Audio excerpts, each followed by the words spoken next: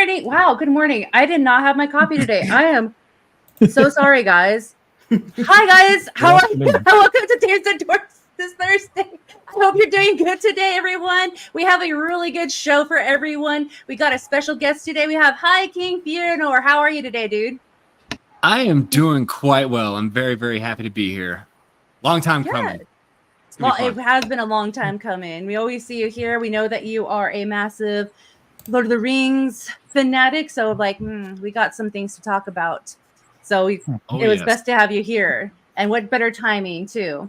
And we also have our lovely, amazing, beautiful, Ariel-looking hair, Dr. Lily. How are you today, Lily?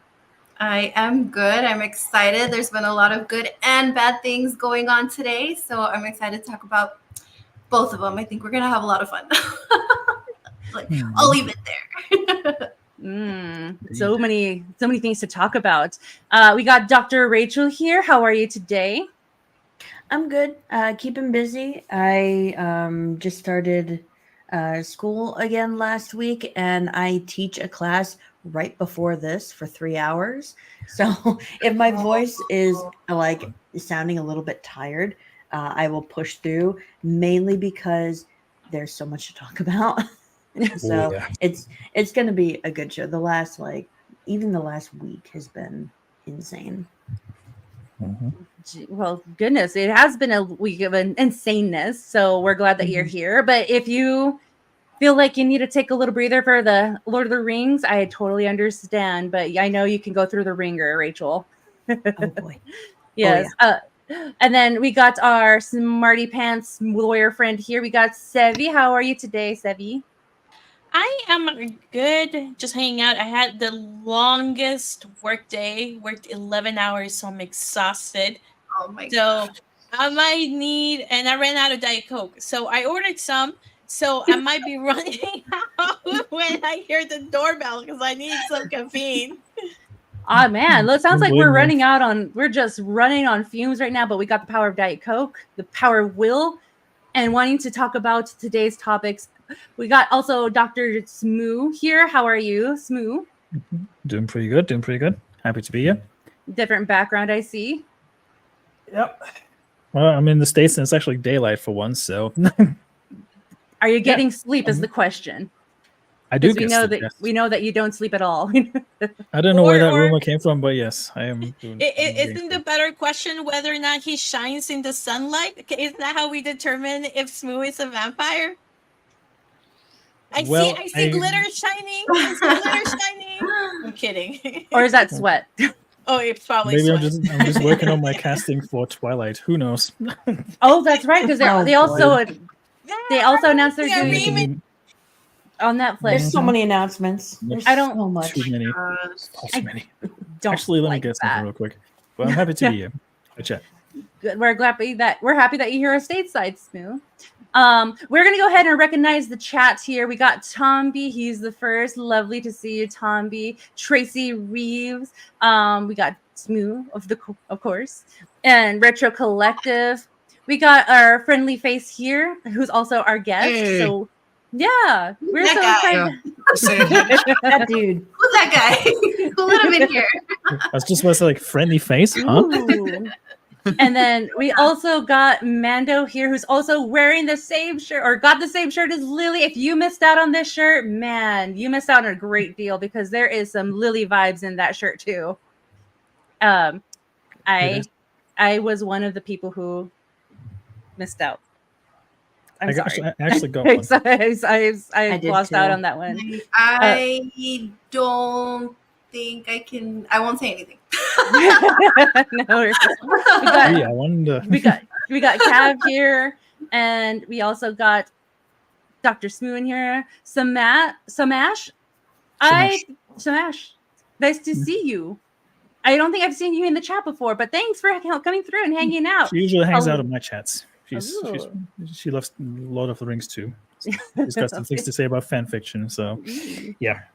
All right. And then we got Chewy. Nice to always see you here, Chewy. Man, we're excited to have everybody here and to have Hi King Fëanor here. So we are going to be talking about the Rings of Power because that's been topic Rings of power. of discussion. Hi, King Fëanor. Can you give us a little bit background of yourself? Because I know you are a Tolkien fan. Yeah. So my entire experience with Tolkien began when I was 10 years old. So it was the year 2001. Fellowship of the Ring was just about to come out. Okay. And I saw the trailers. My dad had one of those old school, like 45-inch block TVs. And I saw the trailer for the first time, and I was totally hyped for it. And he was a fan of the books.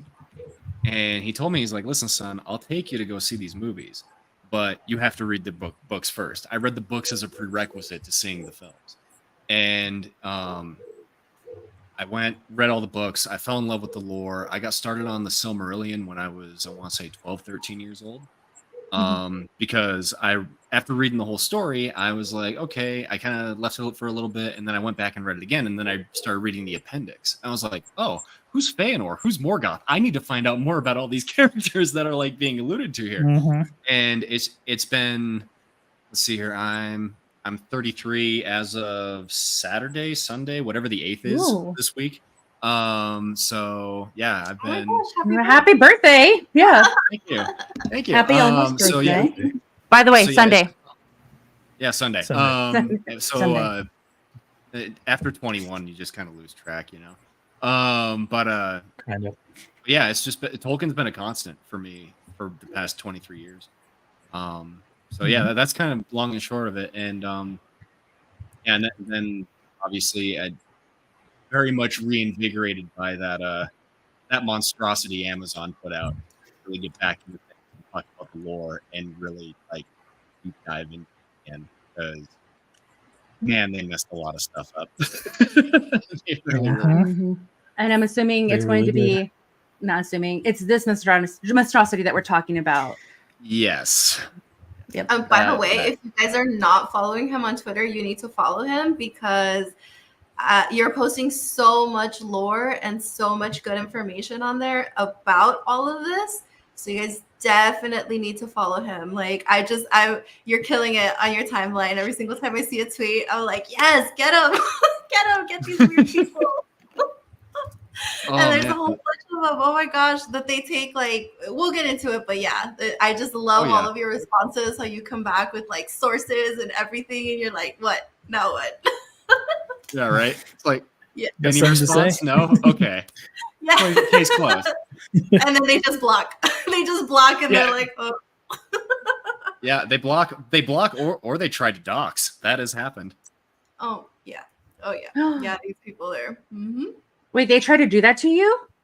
Oh yeah. There was a so what happened was it was after season 1.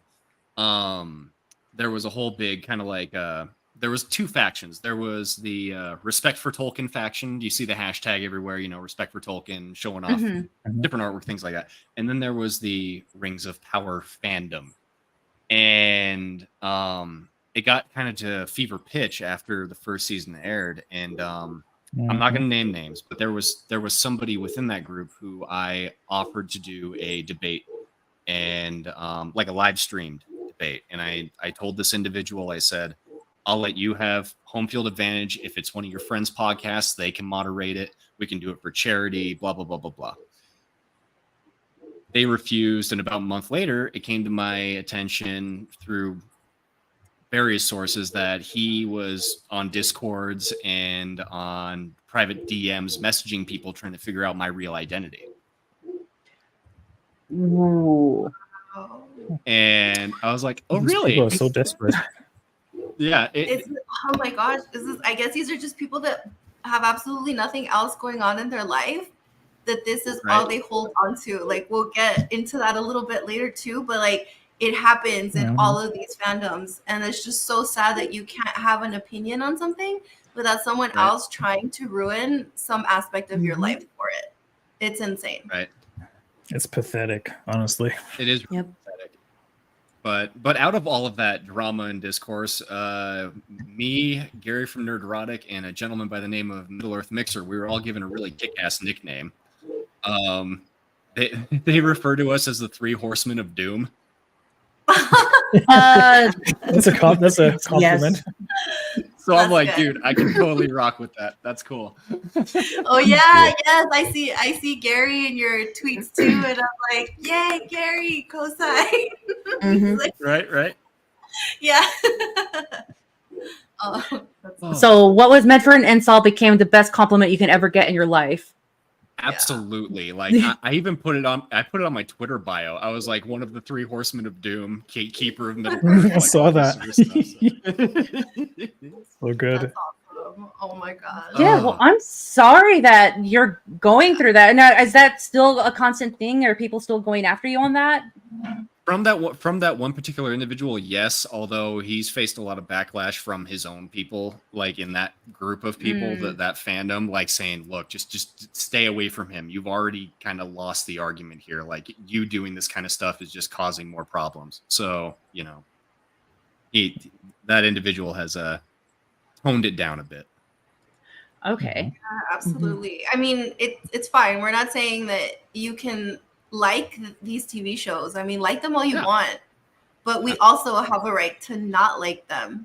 And we shouldn't be doing that to each other. Like, okay, maybe you can kind of joke around with each other, but when it comes to stuff like that, it's like, really? That's over a TV show? Like, yeah, that's crazy. Right. I'm sorry. Well, the fact that it's your livelihood as well, your personal life, that people are mad that you have thoughts. Right. Yeah. So shame on Well, them.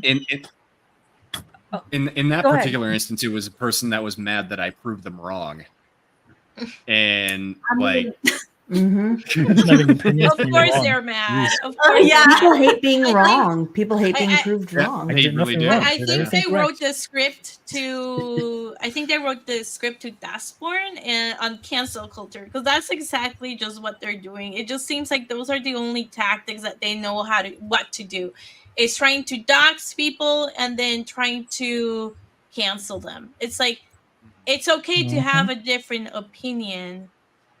Just because I don't agree with you, it doesn't mean that I'm going to make sure you never make a living. That's insane. Right. And what really sucks about it too is like if you look at Discord, and I don't know if you reported them at Discord, but Discord says like they don't tolerate that, but they don't really do much anything about it either. So so even if you were to make the report, there's not much that they'll do anyway, and they can just create a different account, and it's not like they can ban just the IP, so it doesn't really end up doing much of anything. Right. That's why I just kind of that person, I was just like, you know what, you've clearly lost the argument. Whatever you try and do, you're not going to have any effect over me. So I'm just going to keep talking the truth, and you can cope and seethe about it. Like that's Yep. At the end of the day, that's the best way to go about it, isn't it? It's not like at the end of the day, it's it. not worth it. Yeah, it's not worth trying to go after them in retaliation or anything. It's just one of those things. You kind of just let it go. You know, it's just going to fizzle out. If even like you said, his own people were telling him, "Hey, you got to stop. We're not going to support you on this." But I agree. It's just the default of all these people. They can't win an argument. And they know they can't, so they just resort to name calling and trying to dox or cancel.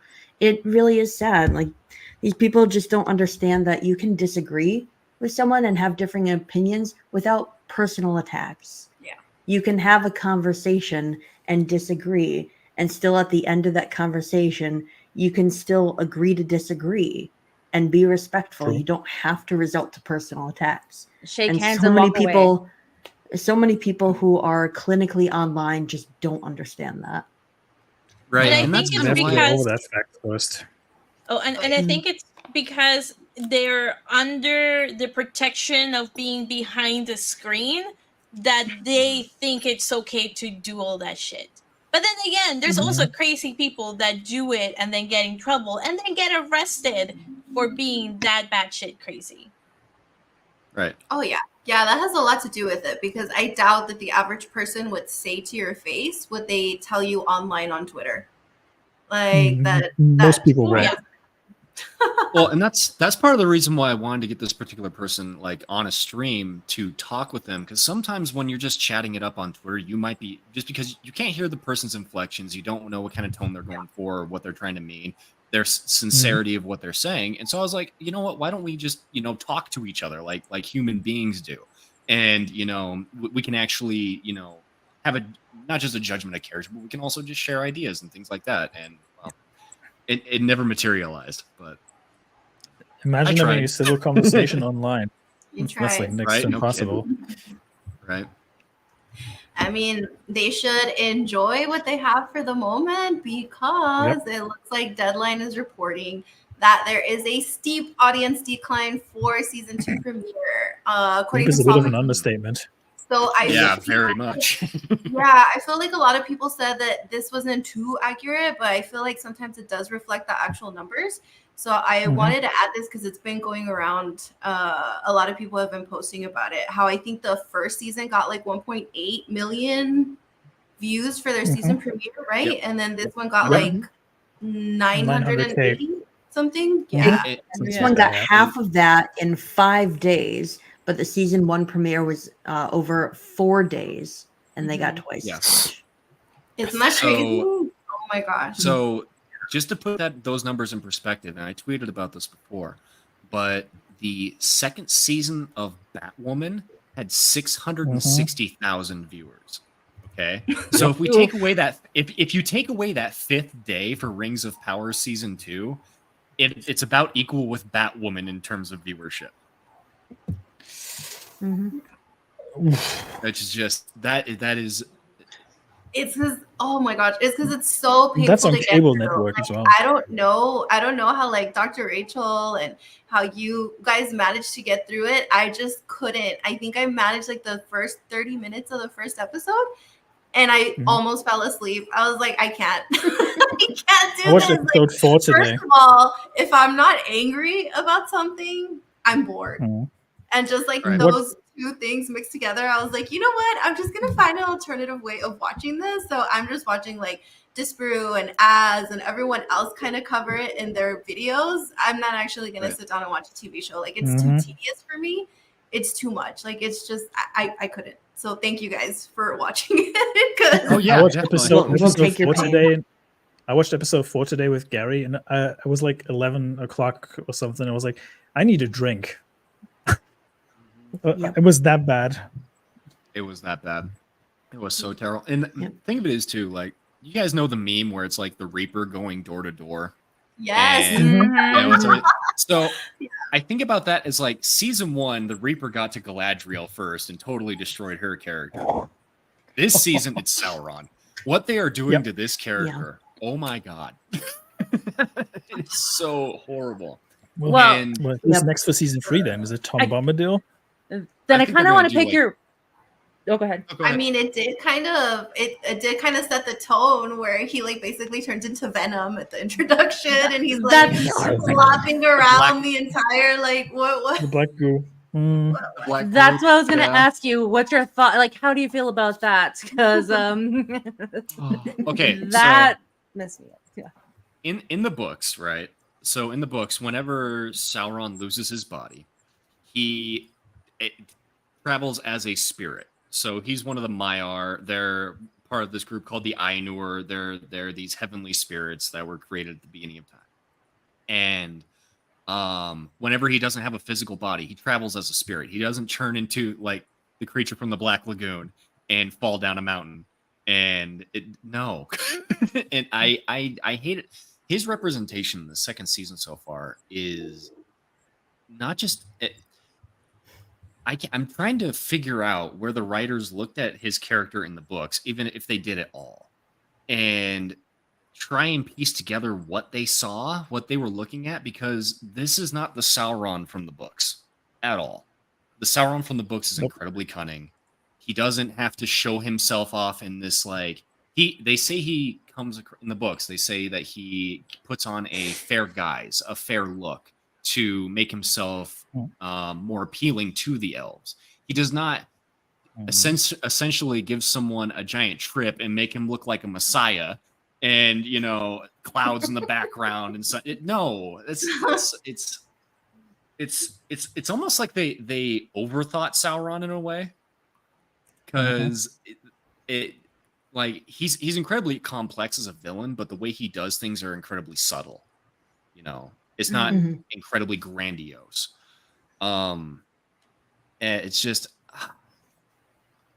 I just don't know. I don't know anymore with the show. I just Yeah, weren't the they definitely did not showrunners- read. No, Nope. I honestly, that's what I was gonna say to Dr. Rachel, that it's giving them too much credit to say that they actually looked into any of the books or that they actually read anything. Like it's, They didn't. I think somebody gave them some like cliff notes and they're like, here you go, you know, like it's like, here you go, make an entire season out of this. Good luck with that. No, you know what they did? They got a lore expert to try to explain it to a 4-year-old, and then the 4-year-old repeat it back to the showrunners. That's what Yeah. they did. Mhm. And And by drew a lore storyboard with expert, crayons. lore expert. Look what Lore I made. expert. in the books it's so simple, and Dr. Rachel, you can back me up on this. In the books, Morgoth is already defeated. There's like a time of like roughly about 500 to 600 years of nice, peaceful, you know, everything's hunky-dory, and the elves are just trying to keep the world as a beautiful place. They're trying to, you know, make things, do things, everything like that. So Sauron shows up looking pretty. He's looking fly, and he rolls up on the elves and is like, hey guys, you know what, I'm coming from Valinor. I know a lot about craftsmanship. I can help you guys out. Let's do some cool stuff. Let's make some cool things. And the elves were like, all right, sounds good. That's literally what went down. Yeah. It wasn't this convoluted Mhm. process of him getting captured by a non-canonical character and then being sent back to a Region to show himself off as Jesus Christ in front of Celebrimbor. And, you know, it's As Jesus Christ. I mean, I obviously have not watched it because I know how much pain They- people are going through. they- But what do you mean? Oh yeah, I can tell you. Yes, Okay, there's like a yeah. really there's like a really cringe scene where like all these Oh, lights God. and clouds and things behind him in his shadow, and everyone was like, "Oh my gosh, look, it's Jesus now!" Jesus Oh, now. God. Was it Oh yeah, worse they dressed than, him up to look like that too. Yeah, What Yeah, was it it was worse? not Yes, normal yes. elven clothing or anything. It's full on like Messiah so robes. weird. Oh Let me my see if God. I can Okay. find Then I was gonna say, is it worse than when Superman like had that whole cameo that looked like he was Jesus Christ? But it sounds like it is worse. It's- Yeah, I mean, I haven't seen episode 4 yet, but just in the first 3 episodes, we got Venom Sauron, we got Mhm. Jesus Sauron, and we got Moses Sauron. So Yeah, I'm we got excited to Moses see Sauron, what yeah. happens It's the next. Council of Sauron. So they got rid of the Council of pretty Kangs and made much. it the Council of Sauron. So it sounds like a Yeah. multiverse of Power of the Rings. Yeah. me. No. Well, Basically. and here's another problem with it too. So canonically, the king Gil-galad, Galadriel, and Elrond are all suspicious of Sauron. They don't trust him, but they don't know who he is. They don't know his real identity. They're just like, this guy, Anatar, Lord of Gifts, kind of sus. You guys might want to back away. You know, not really cool. We're getting some bad vibes from him. In the show, they're already like, Sauron's back. Blah blah blah blah blah blah blah blah blah. And it's if that was to take place in the canon, if let's rewind the canon a bit, if they had even an inkling in the books that Anatar was Sauron, there would already be armies marshaled. Like Sauron would be running for his life because the elves would be like, nah, we're not doing this today. You know, like we already spent like 1,000 years fighting your master. We're not dealing with you right now. Like it would have been nipped in the bud real quick. But It should have been, but in the way they did it in the show just made me laugh so much. Because, like, yeah, canonically in the books, it would have been if they had known, like you said, Fëanor, it would have been armies marching and everything. The way they did it in the show was just, oh, well, we better warn them who this guy is. So we're going to send, like, a messenger. Whoops, that one messenger died. Oh, well, I guess nobody will ever know. Yeah, and well, that's the thing too. Like, that's it, really? In the books, they send messengers to a Region. The messengers get there. They warn Celebrimbor and the rest of the elves that are there, and the elves are like, nah, he's cool, man. You guys are worrying about nothing. And that's the way it goes down. So it's a complete. I've said it many times. Season 1 and so far season 2 there's zero canonical accuracy, literally zero. Nope. Nothing that has None. transpired in the show happened in the books. Period. Nothing, Right. yeah, nothing that's transpired in the show happened in the books. And also, what they've been doing with Sauron in season 2 so far has just ruined what they were trying to do with Sauron in season 1. It doesn't Right. make any sense what he's doing, because at least in season 1, they were trying to set it up. It was this master plan. And then immediately, episode 1 of season 2, no, actually, it wasn't a plan. It was just happenstance, luck, and coincidence the entire time. Was Like, it I like- didn't think can we it was talk for a possible minute? to make Sauron worse. Can we talk But for a didn't they minute too also about want to how... make? Okay, sorry. Go ahead. Oh no! You finish your thought. Finish your thought. Didn't they also want to make Sauron like the Walter White of the series? Wasn't that what the showrunners were saying? Yeah, Because I they overheard said they them wanted say to make that, him and I was like like, Walter White. why would you do that? Like, why? That was apparently a decision by Simon Tolkien, J.R.R. Tolkien's grandson, Oh. Ugh. which is why many in the Tolkien fandom call him a cash whore and a sellout because Yep. He is. He is. he is. He Yes. is. He absolutely is. It's the very definition of it. Simon, I But, hope you're listening and watching this. Yeah, I really. Yeah. But I mean, it starts off right at the beginning with ruining Sauron's character because he gets killed by a rabble of orcs. I shouldn't say killed, defeated. Let me be very clear. He gets Oh, that was defeated so by a bunch of dumb. orcs. This is a guy who can literally cause earthquakes with the blink of an eye. Like, I mean, like he's not going to get toasted by some orcs. That's just matter of fact. There's a site. not I'll happening. link it again on Twitter. Because I've linked it before. It's literally stated that he can't be defeated with conventional weaponry. You either have to have special weaponry or you have to have like some kind of like divine entity take him out because otherwise he's just going to stick around. The sinking of Numenor, which they're eventually going to get to in this show, he gets caught up in the middle of that and he's still around. He can still take his physical shape at any time. So it's like, I just don't understand. Like, is it DEI? Is it all this inclusivity nonsense that's making these showrunners do it? Or is it just kind of their own arrogance thinking they can tell a better story than Tolkien did? It's sheer incompetence and arrogance. Yeah. Mhm. Yeah. I think it's a little bit of both. Yeah, what's going on is like I saw this in the news too that now George R. Martin is pushing back against what they're doing on House of the Dragon because he changed a lot of stuff there too. What's his name? Ryan Condal. And George R. R. Martin was like, what are you doing? Like, this isn't how I wrote it. And I think they put out a statement saying that basically they knew better than George R. R. Martin. Yeah, but And didn't he they also said- sign off on some of the Wow. changes? Supposedly, but I don't know what's actually going on because he posted like a blog post saying that like this isn't what I wanted them to do and blah blah blah blah blah. And then they responded. I think it was HBO that responded, and they were saying that no, it's different from writing a book to creating a TV show, which yes, it is. But all of the changes that they made weren't things that he wanted to be changed in the way that they did.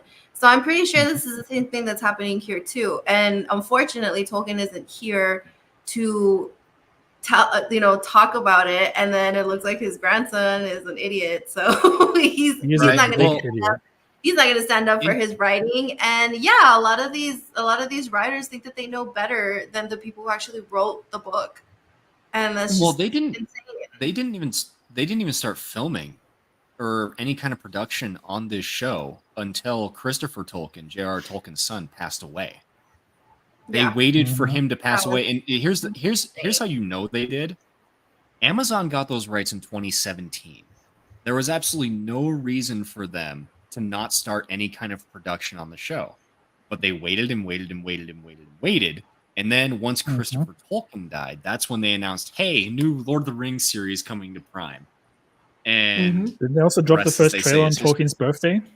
It's so messed up. And they released the first episode of season 1 on the anniversary of his death. Yep. To add like- insult to injury. How to destroy goodwill. Yeah, Yeah. yeah, Oh, that's just the icing on the cake right there. Like, Well, And it another was part. very much intentional. Yeah. Oh yeah. Yeah. Sorry, Well, go ahead. the other thing that I'm kind of like, well, not kind of curious, I think is like also a spit on Tolkien's grave is the whole controversy about the orcs. Mhm. Yes. Orcs, weren't there elves that were turned into them? It's They- kept very vague in the books. So Yes. the way it works in the books is in the Silmarillion specifically. It says that among the wise, I'm paraphrasing, so forgive me, but it says essentially among the wise, it is speculated that the orcs were corrupted elves. They were elves Yes. captured by Morgoth and corrupted.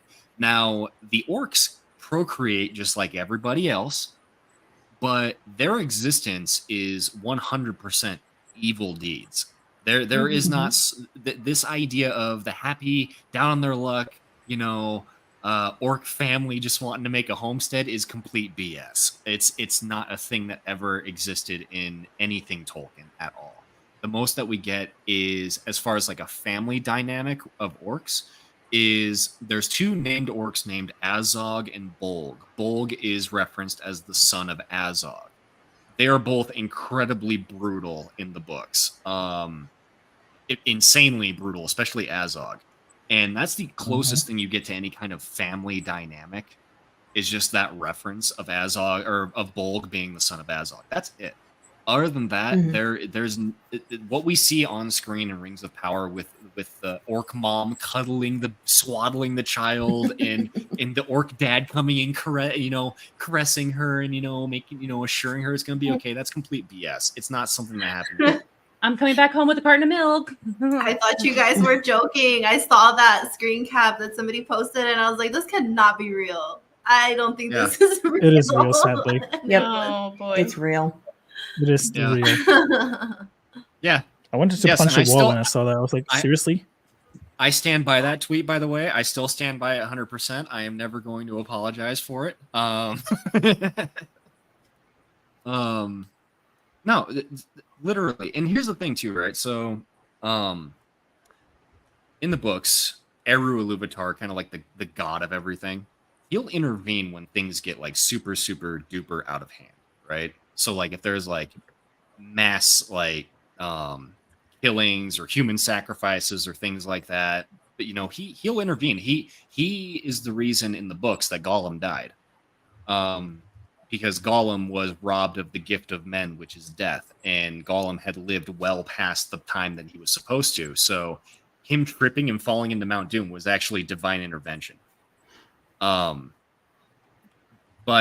the orcs get killed in the millions over the course of like thousands and thousands of years, and there's literally zero intervention to make it stop. So I think that's very telling that the literal god in Tolkien's universe said, nah, it's okay to kill these things. They're evil. Okay? I think that's what these people don't understand. We've been seeing the same thing since the episode aired, and I just don't understand how in every single thing, all of these people want to see themselves in the villain instead of in the hero. Like, that's just crazy to me that like this person is saying people don't care if Tolkien confirmed orc families are disturbed by a perceived humanization of the other who deserves disgust and death only. They're evil creatures whose basic purpose is just to destroy. Like, there's nothing to justify there. You can just, and then it's just crazy to me how they're like, oh no, because I'm just using this as an example because I saw that. Because I'm part of the LGBTQ whatever, and I feel that this is happening to me and blah, blah, blah. And it's like, dude, what? Why are you comparing yourself to like a freaking orc? Like, that's just that's so bizarre to me. It's a weird flex, but okay. Well, what? It's kind of one of those eye-opening things for me where it's like, oh, okay, I can tell you've never read the books. Because any sane person reading about the orcs in the books is never going to want to relate to the orcs. Okay, that's just to give you guys a quick story. Dr. Rachel will know this one. There was an elf by the name of Gelmir. Gelmir was captured by Morgoth, and there was a battle that was about to take place. and Morgoth wanted to bait the elves into attacking prematurely by any means necessary. So they dragged out Gelmir. They had blinded him. And then they cut off all of his limbs and his head and then left his body on the field. And the elves got pissed off and attacked. That's what we're talking about with orcs, okay? That's what they are. Mm-hmm. You know, they're savages. That's their entire. They're savages. That's their entire existence. And for people to be able to make it into how they want to be, the orcs to be relatable, it's just like, are you guys sure about that? Or Yeah. Well, that's the new trend in Hollywood, though, right? Yeah. That they always want to make the villain sympathetic now or morally gray, because that was like a massive theme on the red carpet for the premiere of season 2, wasn't it? All the actors were saying like morally gray, and all that stuff, and I'm like, I wish it weren't the case, because I'm getting sick and tired of this morally gray crap in media now. Because I want actual villains and good guys, not this morally gray crap anymore. Mm-hmm. Even if it's a cliche of having good and evil and literally everything, but you have to have some motivation for the heroes to actually go on the quest to actually save the world, instead of like questioning whether or not the bad guys are the good ones and the good ones are the evil ones. Yeah. And I mean, it's not time and time again that you can't have that in other media, except that there's certain things where the authors and the creators themselves have basically said that no, this isn't a morally gray area. It's black and white. It's good and evil. So I don't understand why they try to do it with something like this with Tolkien, where you clearly know who the good guys are and who the bad guys are. This was the same thing. George Lucas, he said, no, the Jedi are the good guys. The Sith are the bad guys. It's not a morally gray area. Like, that's not how it should be in this TV show. When you watch it, you should be like, man, those bad guys suck. Like, I hope all the good guys take them out and blah, blah. You shouldn't be like, oh, but these like little orcs have families and little babies, and like, how evil of the good guys to like go and like try to start a war with, like, what? Right. It's bizarre. It's bizarre. Nobody watching Theoden's charge at Pelennor Fields in the movies or reading it in the books was ever rooting for the orcs. Okay, that's just not a thing that happened. No. But that's why Rings of Power has to do it. They got to make up for it. Right. They got to make up for the fact that nobody was rooting for the orcs. Oh, it's so stupid. Imagine. But I do have to ask, why would the LGBT community be rooting for the orcs when it's literally a nuclear family, a mom, a dad, and a baby? Well, because they can't relate to that. Well, they're being contrarian. No. I think they're just being contrarian. I think that they're taking the idea of how do I say this to make sure you don't get suppressed? I'll say it like this. They want to take the a controversial opinion out there, and they make it political. So it doesn't have to have any type of relevance or any type of connection. And I'll write in chat what I meant. But that's really what they're doing. So they're just being contrarian. They're just going for clout. Oh, absolutely. Yeah. They just hate the old values. It's basically it's a mix of contrarians, but I think there's also a level of kind of projection. Some of these people kind of look at themselves, see what kind of people they are, and that's the reason why they almost want to humanize these evil characters, because they see a lot of badness within themselves, and they want they themselves to be humanized as well, I guess, in a way. I know I'm phrasing this incredibly poorly, but for lack of a better term, they see themselves in the orcs, and so therefore the orcs must be humanized. Question though, because you have these morons who compare the orcs to a certain demographic. How does that work for other people then, who are not of that demographic? How does that logic add up? I feel like what I'm trying to refer to, right? Yes. Okay. So that particular conversation, I really think is just a giant virtue signal. I think it's just people looking for something to complain about that isn't there. It's them. Hey, look at me, poor person of color. these people are trying to reflect you in their fiction, and this is how they're doing it, when that's really not the case. I just think, like I said, I think it's just people just trying to appear virtuous when they really aren't. So yeah. I don't know. It's just weird. I think you saw the tweet where I put together like this one girl who kept commenting to everything, and it was just like insane to me that she was like, yeah, why don't people leave the orcs alone? They're just trying to have a brat summer. And like I was like, oh my God. They're just trying to have a brat summer. Yes, they're trying to have a brat summer. They're like, oh boy. I was like, girl, stop. Like, seriously, these are the fans that they want to like capture. These people who have no idea what the heck's going on, that they're like, oh no, I'm gonna check for the villains because I have no idea who the villains even are, and I'm gonna say that they're gonna have like a cutesy little brat summer. Like right. Watch them turn Galadriel into a lesbian by the end of season 2. Oh my God. I'm sure I'm just waiting for it. That's not being a part. It will happen. The going theory is that she's going to make a baby with Sauron. Oh my God. Like at this point, why don't they just say that this is like an alternate universe and just leave? Because they want to make everything canon. They want to just say this is canon to force people to watch it. Well, that's the thing of it, isn't it? Like if this show was titled something like, you know, blonde bimbo travels through a world and does really stupid things, or whatever the hell stupid title they wanted to come up with, and it didn't have Lord of the Rings on it, this show would have been canceled after season 1. Oh, It wouldn't have gone off the ground.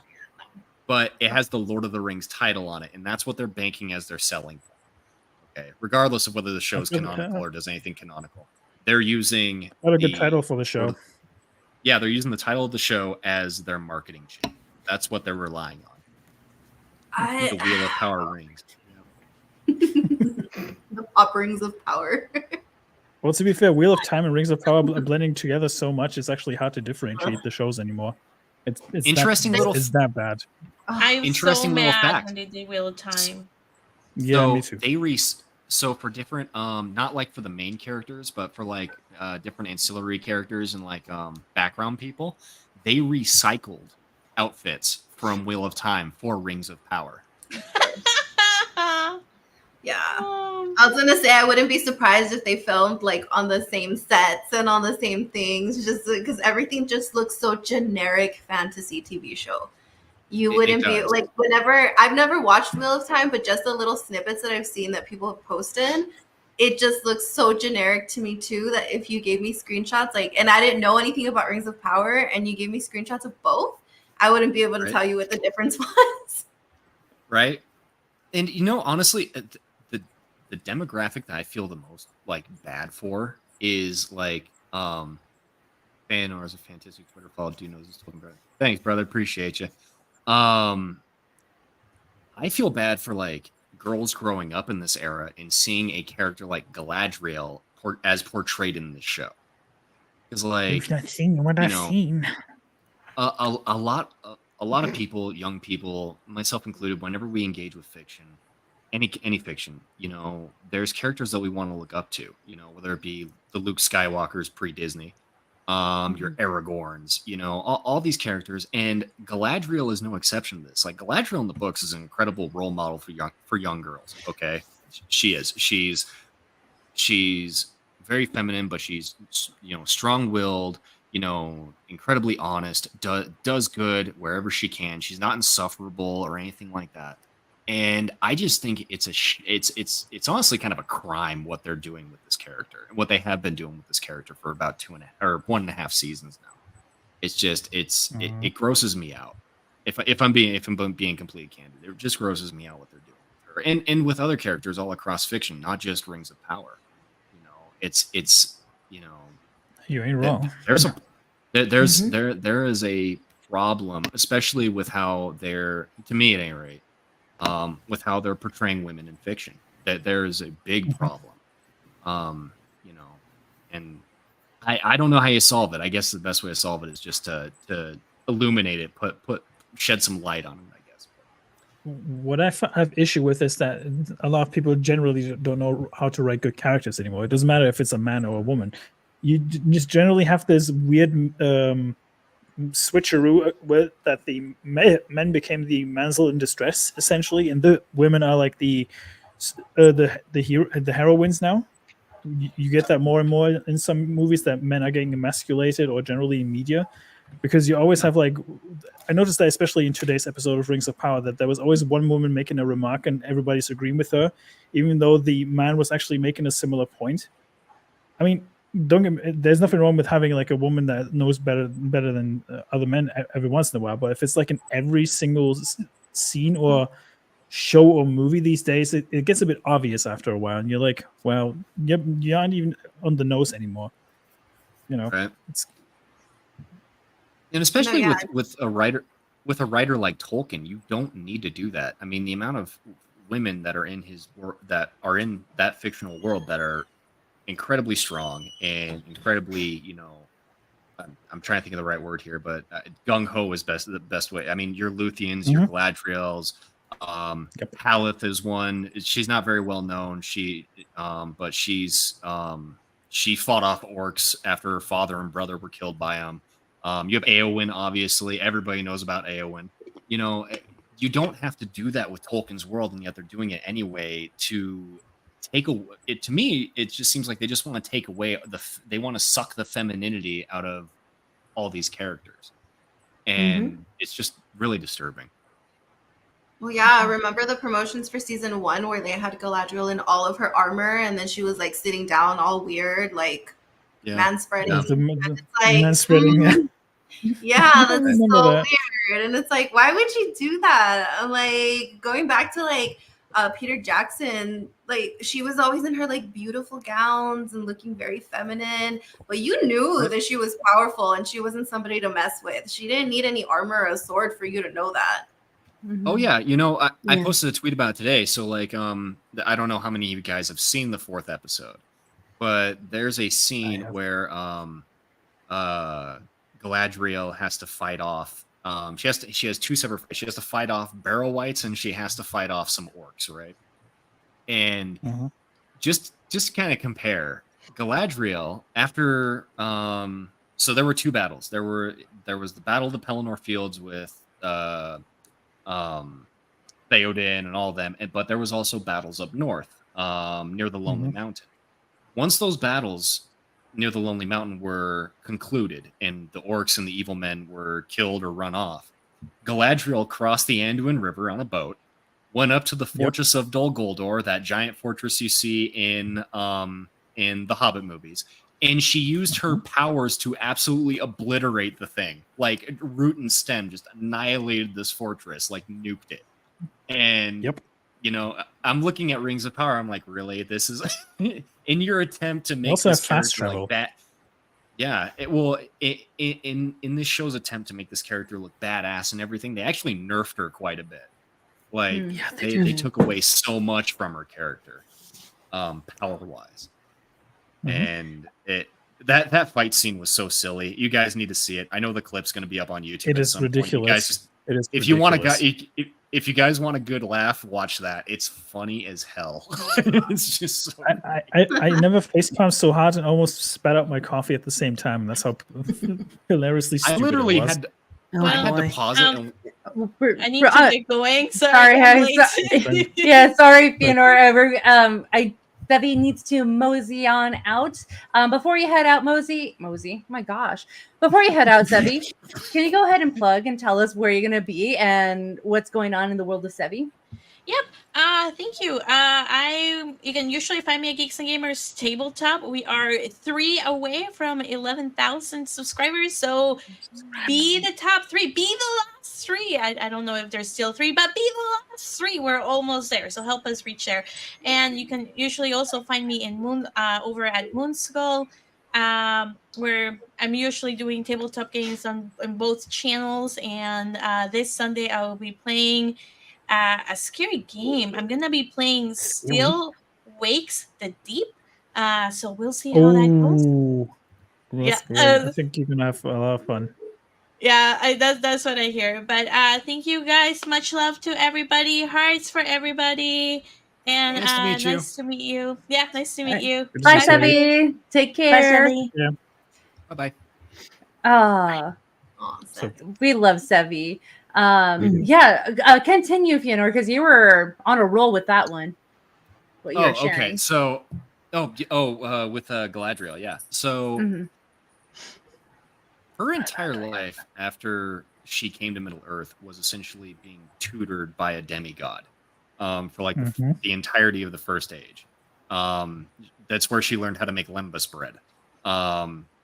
She learned a lot of virtues like patience, restraint, things like that.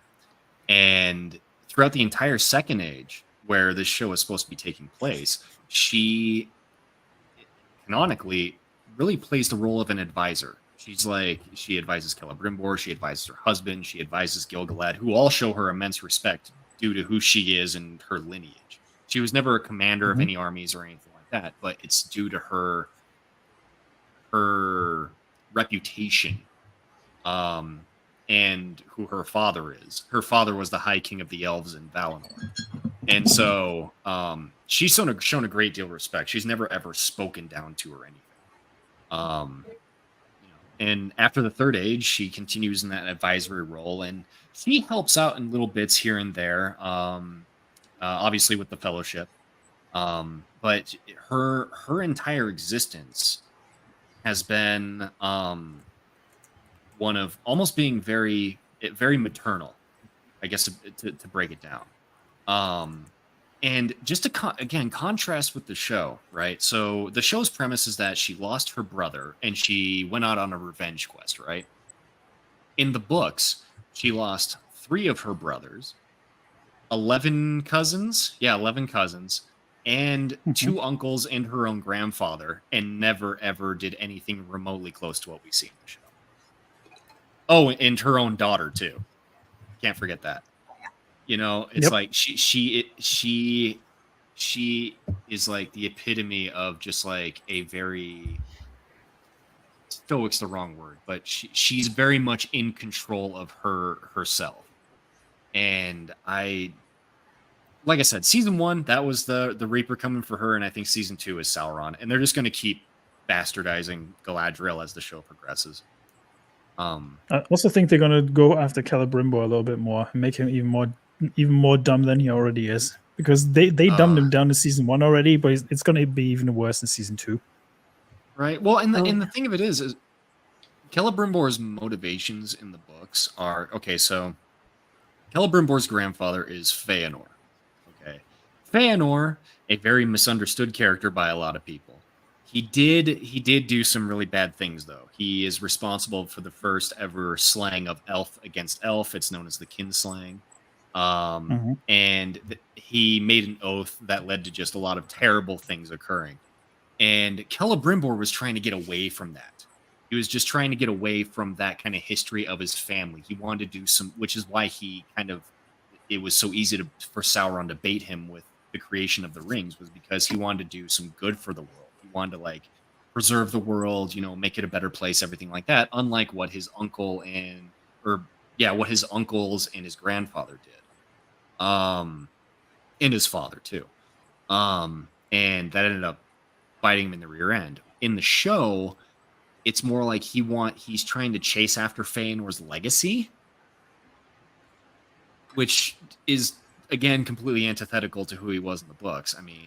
But what's new with this show? Sorry, guys, I'm going on a lore tangent. You guys can tell me to shut up anytime. No. I love that. By the way, there's a Galadriel behind Smu right there. The real Galadriel. Yep. That's Sauron. Sauron's coming from you guys. Oh, it's Jesus. Oh, no. Oh, Lord. Oh no, it's Anatar. Oh dear. I hope not. Don't If go Smu away. comes back with a new ring, though, we should probably be worried. Blink twice if you're endangered. Oh, go ahead. Right. No. So the thing I tell people to do is I tell people, and it's why whenever I post something on Twitter, I always try and make sure to find and credit an artist because and share some of their art, because I feel like the best way, the most canonical, I guess, adaptation of Tolkien's world that you're going to find is like different paintings and artwork of Tolkien's world. Those are going to be the most accurate representations. Combine those with actually just reading the books, and you have everything you need. You do not need a television show or a movie. As much as I love the Jackson films, you don't need those to have a pure canonical, adaptation of Tolkien's work when all the artwork and all the fan stuff is out there. So, we also have our lovely dear friend Azura. She wrote a statement, and I think it's very true to what we're all talking about today concerning about the respect for Tolkien. And I can go ahead and read. Go ahead, Lily. Oh, go ahead. I had reached out to her. I don't know if you guys know, but she is in Italy, so it's quite a bit of a time difference for us, and there wasn't a way that we can make it work. She's in the same normally. So I asked her that if she could just write something for us, and we wanted to go ahead and share her Etsy as well. If you guys aren't aware, she does paint a lot of things, and she makes a lot of really amazing things that you guys need to take advantage of. There's like one of a kind pieces that she has on there, so definitely check it out. And she wanted to have a little statement that's for that hashtag that Fëanor did mention earlier, the respect for Tolkien. So if you guys were wondering where that came from, we have her to thank for that. So this is just a little something that she wrote.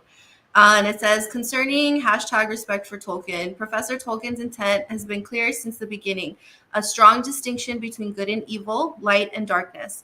Everything is filled with the idea of a supreme entity, God, creator of the world and of good, as opposed to darkness. But the choice is up to men thanks to free will. Nobody is immune to evil, even the most virtuous. Only the union of purposes can defeat it. The releasing of Rings of Power series has shown that today in our society, the will of current politics is to delete such distinction and justify every lack of will. Roles are subverted. Evil people become almost heroes of their stories, almost legitimate by life situations that brought them to be villainous. Good people, helpless, facing evil, accept what surrounds them. The show doesn't respect Tolkien's lore at all, and introducing awful political messages denatures Tolkien's thought and his masterpiece, creating confusion in those who didn't read the books, and so they believe that's the reality of facts. The fundamental principles of our lives must not be distorted or confounded. We need to have a clear vision of which ones to accept and embrace and which ones to refuse. For this, when the first season was released, I decided to express my opinion against it, starting hashtag respect for Tolkien, to denounce publicly this desecration and receiving a high level of participation by going viral through many countries. Although Tolkien's masterpiece is a fantasy genre, the ideas and values in it are universal, and they must be protected as a precious treasure for us and for the next generations. I hope August 29th, many people will participate and join the fellowship in this flight. And it's not just she does post trending days. So if you guys want to participate, she does post trending days, like when it's going to trend, and to upload a bunch of different things about what you think about the TV show. You can post snippets of Tolkien's work. You can post like artwork. You can post, just share all of your things. I see a lot of people sharing like their book collections and their Tolkien collections. And it's just to kind of keep all of that going. And I think it's like super cool that she did this. And I don't think you can just use it for the day that it's trending. You can feel free to use it whenever, and people will find it there, because it is a hashtag that has trended a couple of times. So I just thought that it would be cool to have her write something for us, just because she is such a huge Tolkien fan too. So that's what she is, yeah. wanted us to know. And I think, she's made several amazing points. And then there's her Etsy. I believe they just shared her Etsy in there too. So definitely check that out. Yeah, Azura's awesome. Link in She's the actually description down below. She's the one who kind of invigorated me, if I'm being honest, into, besides my love for Tolkien, it was actually Azura who really kind of kicked my butt in a high gear about actually like exposing all this stuff. So lots of credit to her, and her work is gorgeous. It's really she's cool. done a lot of really cool pieces that she's been working on. So, and a lot of them are just like one of a kind, because she is making them herself. So if you guys are eyeing something, definitely do not hesitate and like get it, because that might just be the only one that she ever makes. So you're gonna have like a one of a kind piece. I love that she's close to the calligraphy of it for how it was in Jackson's. Yeah. She does this is like really detailed. So no, well, I'm actually going to buy some stuff from her because I saw a little coin purse, and I don't know, she just makes a beautiful statement on that of Lord of the Rings, because it's always going back to the thing of it's giving him the middle finger past his death when it didn't need to be. Yep.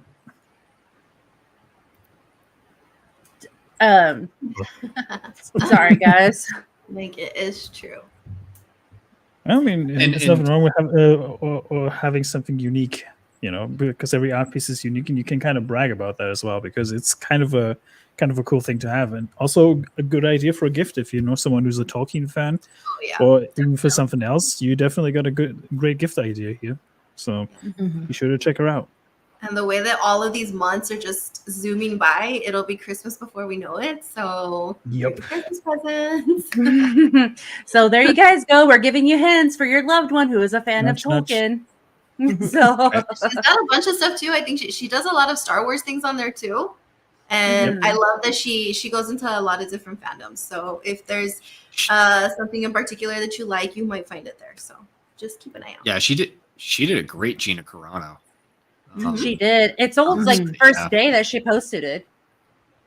Yeah. So she is really good, and I love that she's detailed in that she gets the correct shading of it almost too. So I'm a fan of her artwork.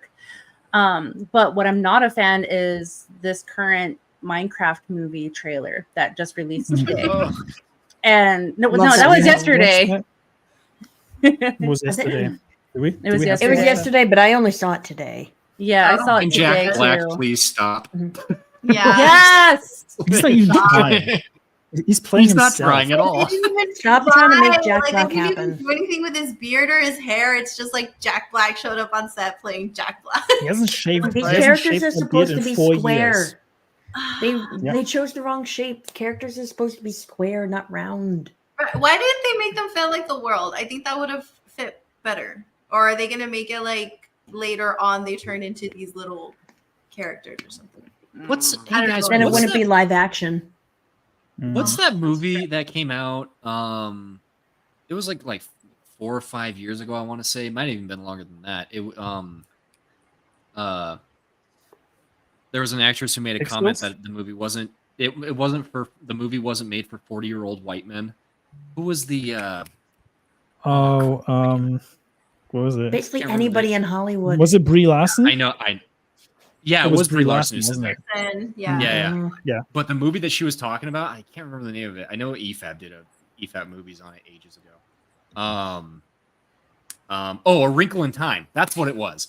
That's what this is reminding me of. That's what this is reminding me of, is A Wrinkle in Time. It just the vibe. That's the vibe I'm getting from this film. I'm getting from this screenshot. I'm getting Spy Kids 3D. Yeah. You're not. And wrong. I wasn't even a fan of the artwork of Spy Kids 3D. A little No, bit me either. And I hated 3D. Better than Rings of Power. Just gonna say that right now. See, what I don't get is why did they have see to add Rings of Power. actual actors to this trailer? Why did they make an fully animated movie? That's what I don't get. They animated the whole world, but the actors are real. Why? Because Dr. It's H so Call it pain- live action. wouldn't be a live action. It's so Yep. painfully obvious that they're on a green screen. Like, look Yeah. at Oh, this. yeah. It's Sad. like, what's wrong with Jason Momoa? He has dad bod energy in that He's movie. collecting Like, holy keys. crap. Khal Drogo. Oh my god. I think it was Tabitha. I think she might have been replying to you, Lily, who said on Twitter that like it looks like Jason Momoa stepped out of White Chicks. I've never seen that movie, but honestly, I can He does look absolutely like see one. it. Gosh. Yep. Listen, I want his jacket, and that's not something I should be wanting off of Jason Momoa. Good lord. And that's What just Of an all the things awful you could have brought wig. from Jason Momoa, you go with jacket. In this movie, yes. Like, look at him. No. Yeah. And then It's Fletcher made a meme and said that it looked like he was Dora the Explorer. Mhm. That's his Yeah. audition. That's his audition for the I role. said that he's like Oh, Momoa the Explorer. Oh my gosh, Fletcher. Jason the Explorer. What did they do to him? Oh my god. Oh my god! Don't get me started on that sheep. Oh my. Well, okay, so I know there was a statement that came out from Jared Hess, who is behind all of this, that he said he doesn't want to make this a failure because he's going to piss off a lot of 10-year-olds. I think he did that, and the adults as well, the parents. Yeah. Yeah, both. Well, Kinda. Mhm. What's with this trend? Obviously, Minecraft is still a pretty reasonably, well traversed game these days. But what's the deal with because you had Super Mario Brothers the movie, you had the Mhm. Yep. Borderlands movie. It's like they're trying to target a demographic that would have been into this stuff like 15 years ago. I Mhm. don't. I think they're trying to target multiple demographics from the same age bracket, but in different eras of time.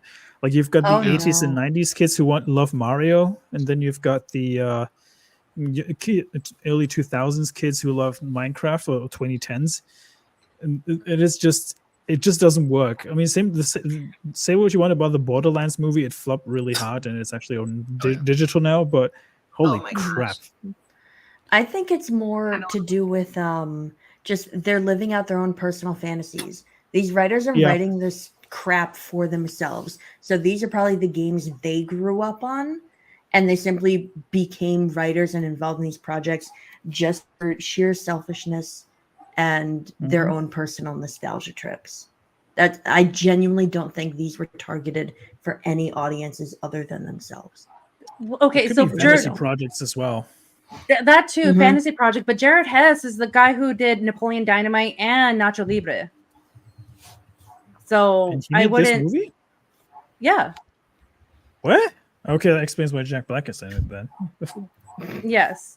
So that's why I'm like, maybe he did play Minecraft. I don't But, know. like, he doesn't look anything like Minecraft Steve, though. Mm-mm. No, he doesn't. Oh. Not that I play Minecraft, but I have a 10-year-old nephew, and he was all about Minecraft. I've played. Say what I was thinking about that. That sheep. Yep. That sheep looks very derpy, doesn't it? Well, I was almost going to say Oh boy. that's the baby orc from Rings of Power, all grown up. Oh my gosh! I was just going to say that I saw that screenshot. They reproduced, online. y'all. I saw that screenshot online, and I was like, "Oh my gosh! I thought this was Concord." When everybody is out. Oh. You've seen the characters in Concord, Lily. You've seen them. Yeah, it got worse. Oh Lord. Mm-hmm. Like I would have gone to see it if it was the actual pixelated game style, yes, versus real and cubed. Because this is what I said. Okay, like I'm not like a fan. I don't have any like dog in this fight or whatever. But to me, it looks like everything else, like the world that they animated, looks super cool. So I don't understand why they didn't stick to this look for the entire thing and just do that with like the characters that are in there. Like they look cool. All of this stuff looks cool. Like I would go watch that. I think my nephew would probably enjoy that a lot. But then they brought in like all the humans and then dressed them like so bizarre, and it just kind of takes you out of the whole thing. So I don't know why they decided to go for that choice. Like they should just animated the whole thing. They went for Jumanji, but square. Yeah, like you can't tell me that the world they created doesn't look cool. That looks cool. I mean, if I look at the characters, right, they try to stick with the pixel design of the game, but make it hyper realistic at the same time. Like if you would jump into the video game Jumanji style, like Rachel just said, but it just doesn't work. You could have just easily stuck with the original graphics, even as jarring as they might have looked, but it would have probably looked 10 times better instead. This looks like an advertisement for like Terraria or like a Minecraft commercial instead of like an actual movie. You could have easily just made that trailer and say buy Minecraft now, and nobody would have bat an eye. I just can't with Jason Momoa. What is he doing with his He career? looks- Seriously. I don't know. He needs to fire his Well- agent. That's what he needs to do. Yeah, trying to get amen out. that. Mm-hmm. Yep. Because He's yeah, the like what opposite of, well, it's like what Lily said. Like, what did they do to him? Because he was such a loved character and such a strong character in Games of Thrones, and now he's reduced to this. right. I mean, it's compare him in Aquaman to this too. That- Like what the That heck? too. Oh, same amounts of Who's the other- CGI at least. Yep. Who's the guy? Henry. He's like the Henry Cavill. Henry Cavill's Antichrist, right? Henry Cavill. He, when he didn't like a respectful adaptation of anything, he just quit. He said, "Now the hell with it. I'll move on to something else." Whereas with Momoa, he's just taking any gig he can get. Like it seems like. Yeah. To be fair, The Rock and Henry Cavill had the same agent as well. Don't forget. Oh, The Rock's okay. wife was Oh, Henry here we Cavill's go. agent. Jack Black being Jack Black. Yeah, He's the like, chef It's of like he goddamn hasn't beard. grown out. It's like he's still trying to do Bowser, but Yeah. in a different video game world. He's not. This isn't Steve. This is just Tenacious Jack D. Black Bowser. Yeah, Yeah. It's like he's trying to be School of Rock Jack Black again. Mhm. It's just Yeah. not Yep. working. But he No. fails miserably. Yeah, And absolutely. Steve 'cause should be a the man's pixelated character. I'm sorry. He shouldn't be an actual human. Is he in And his 50s or 60s now? Oh, he's in his 60s, I think. 50s. Probably Yeah. 50s, I think. And Well, in my chat, look it opinion, up. Let us yeah. know. I know. Wait, hold my on, hold on, opinion, Jack Black- pause. Is Momoa a part of the green screen? I don't think he's there. He looks like he's part of the green screen. Oh yeah, he looks like Yeah. he is part of the green screen. Yeah. Oh my gosh, that all is of them, so all of them look like they were put together in post. They're all looking in different places too. Yeah. Yep. What the Nobody hell? knows where to Oh look. gosh. I think the boy and the girl in the front, the boy and the girl, they actually are in place, but I don't think the other two actors are. No. That is I She so think holds they're- onto him.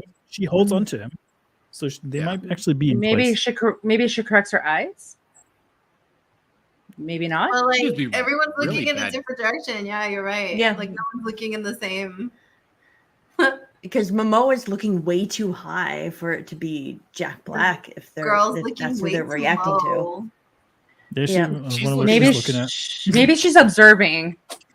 No, Ugh. I could have made the acolyte joke when Osha saw the junk of the Sith, but Oh, yeah, She's a let's little not go girl, there. I think. She's a little girl, yeah, exactly. And watch Steve. Well, Steve is the protagonist of Minecraft, or the playable character in Minecraft. He got a name like years later after the game came out. Watch Steve be the bad guy of the movie Oh my and not the God. hero. Probably. Yeah. Wouldn't shock me. It wouldn't shock me at this point. If I remember correctly, when they were in the talks about this, I think it was going to be like an animated video, like an animated movie, and then Patton Oswalt was going to be Steve. I remember They reading should have that. gone full animation. They should have gone full Yes, animation. they should have gone full because animation. This just looks way too weird. Mhm. Yeah. I don't know. Well, and I look at things like Arcane, which is based off of a video game, and I'm thinking, you Mhm. guys are 100% right. It's like, why not just do the full animation? People clearly loved Arcane. If you guys can put up a really pretty looking animated style, film, I mean, people will go out and buy a ticket. I don't. Yep. The need for putting the live action there just is bizarre to me. Mhm. Is Jason Momoa holding the Tesseract there? Someone on Twitter said You're that. not the first one who said that. Did... What I'm is he sorry, but holding? this llama's cool, okay? I like this llama. That's the merch character right there. That's the merch character. Yeah, that's the Honestly, merch if they character. had just Yeah. made a teaser with this scene, I Mhm. would have been really excited. This Like is like everything else was cut out. If it was just a teaser with this scene with the llama, would have been Mhm. perfectly fine. this is like us hanging out on Twitter, just minding our own business. Then all this nonsense happens, and we're just watching it go by. Like, okay. Yep. See, you know what this reminds me of? When I see this reminds me of modded Minecraft when you install too many mods on the PC version to make it look Mhm. hyper realistic. That's what what this Right. is essentially. I like how the grass is normal and not pixelated. It's not Yep. squared. Like in the video game, it's square, like shading of grass. I think later updates to the game did make the grass look more realistic in the flowers. Okay. See, I never played the game, so that's why. But I remember playing it once with my not nephew, but like my little cousin long back. And I remember it being like pixelated grass, but okay. But Mando's raising an excellent point in the chat, though. Mario was all completely animated, and that's why it worked. Some people things just can't be live action, and we had a live action Mario movie, and look where that got us. Yeah. Well, and, you know, there's a ready to be disappointed. there's a flip side. I mean, you'd have to get really creative with it, but you could almost do the entire thing live action if you did a Minecraft. You could. But how would you do the creepers? And good question. Yeah. Well, I mean, they've been doing practical animatronics for 40 years. Yeah, you can do practical effects. I mean, look at Five Nights at Freddy's. They had animatronics as well, didn't they? They for did. That movie. Yeah. And that movie actually was really good. Not bad. I liked it a lot. Yeah. But what people aren't liking a lot is the fact that Concord bombed. Well, it bombed because it wasn't built for success. It wasn't built for, and it's not sharing. Oh, there it is. But honestly, go ahead, Smu. So Concord was in development for 8 years, for those who don't know. It cost about a total of $250 million to make. The original budget was like estimated at like $150 million, and it was supposed to be a hero shooter like Overwatch, Valorant, Apex Legends, and all that stuff. But in my opinion, Sony shot themselves in the foot with that, because no one in their right mind has a game in development for 8 years and then says like, yeah, we're going to release it at full price and just make it all online only. Then make marketing like 3 months before release and then do nothing for it. And then say like, hey, it dropped. And then give up like after 2 weeks of release. That's pathetic. Yeah, I didn't see any advertisements for Concord when it was coming out. Well, the marketing was cursed for it, because it was shown in the PlayStation showcase in May. I remember that one. It was actually before the Elden Ring DLC came out, and it was in the same showcase, and it had like 20 minutes of footage, which 10 minutes of that were a CG trailer, which was a mix of like the CG graphics that you see before you boot up the game, and then a bit of gameplay mixed in it. But nobody really knew what it was. And then to top it all off, they made some marketing with a gay robot, which looked like a NASA bathtub, if you ask me. It looked very similar. And then you had like mostly like very diverse looking characters, but there was like no white dude in it. And that was the biggest complaint, because there was like just one white dude in the whole entire thing, and the rest just looked like Guardians of the Galaxy and Fallout rejects, essentially. There's even a dude who looks like Yondu, just in yellow. That is honestly ridiculous how that got past Sony, and they actually greenlit that. Mm-hmm. And go ahead. To be honest, the game was cursed from the start. They expected people to pay $40 for pre-order. That was on Steam, both Steam and PlayStation 5, and the Steam players had to pay to get beta access to the game, to actually try out the beta. PlayStation Plus users actually got a free beta access to the game. Well, free in air quotes here. But yeah, the peak concurrent players were like 690 or something like that. And I think the top concurrent was like 1,300 in total. That was for both PlayStation and Steam combined, which is pathetic for like a new live service game.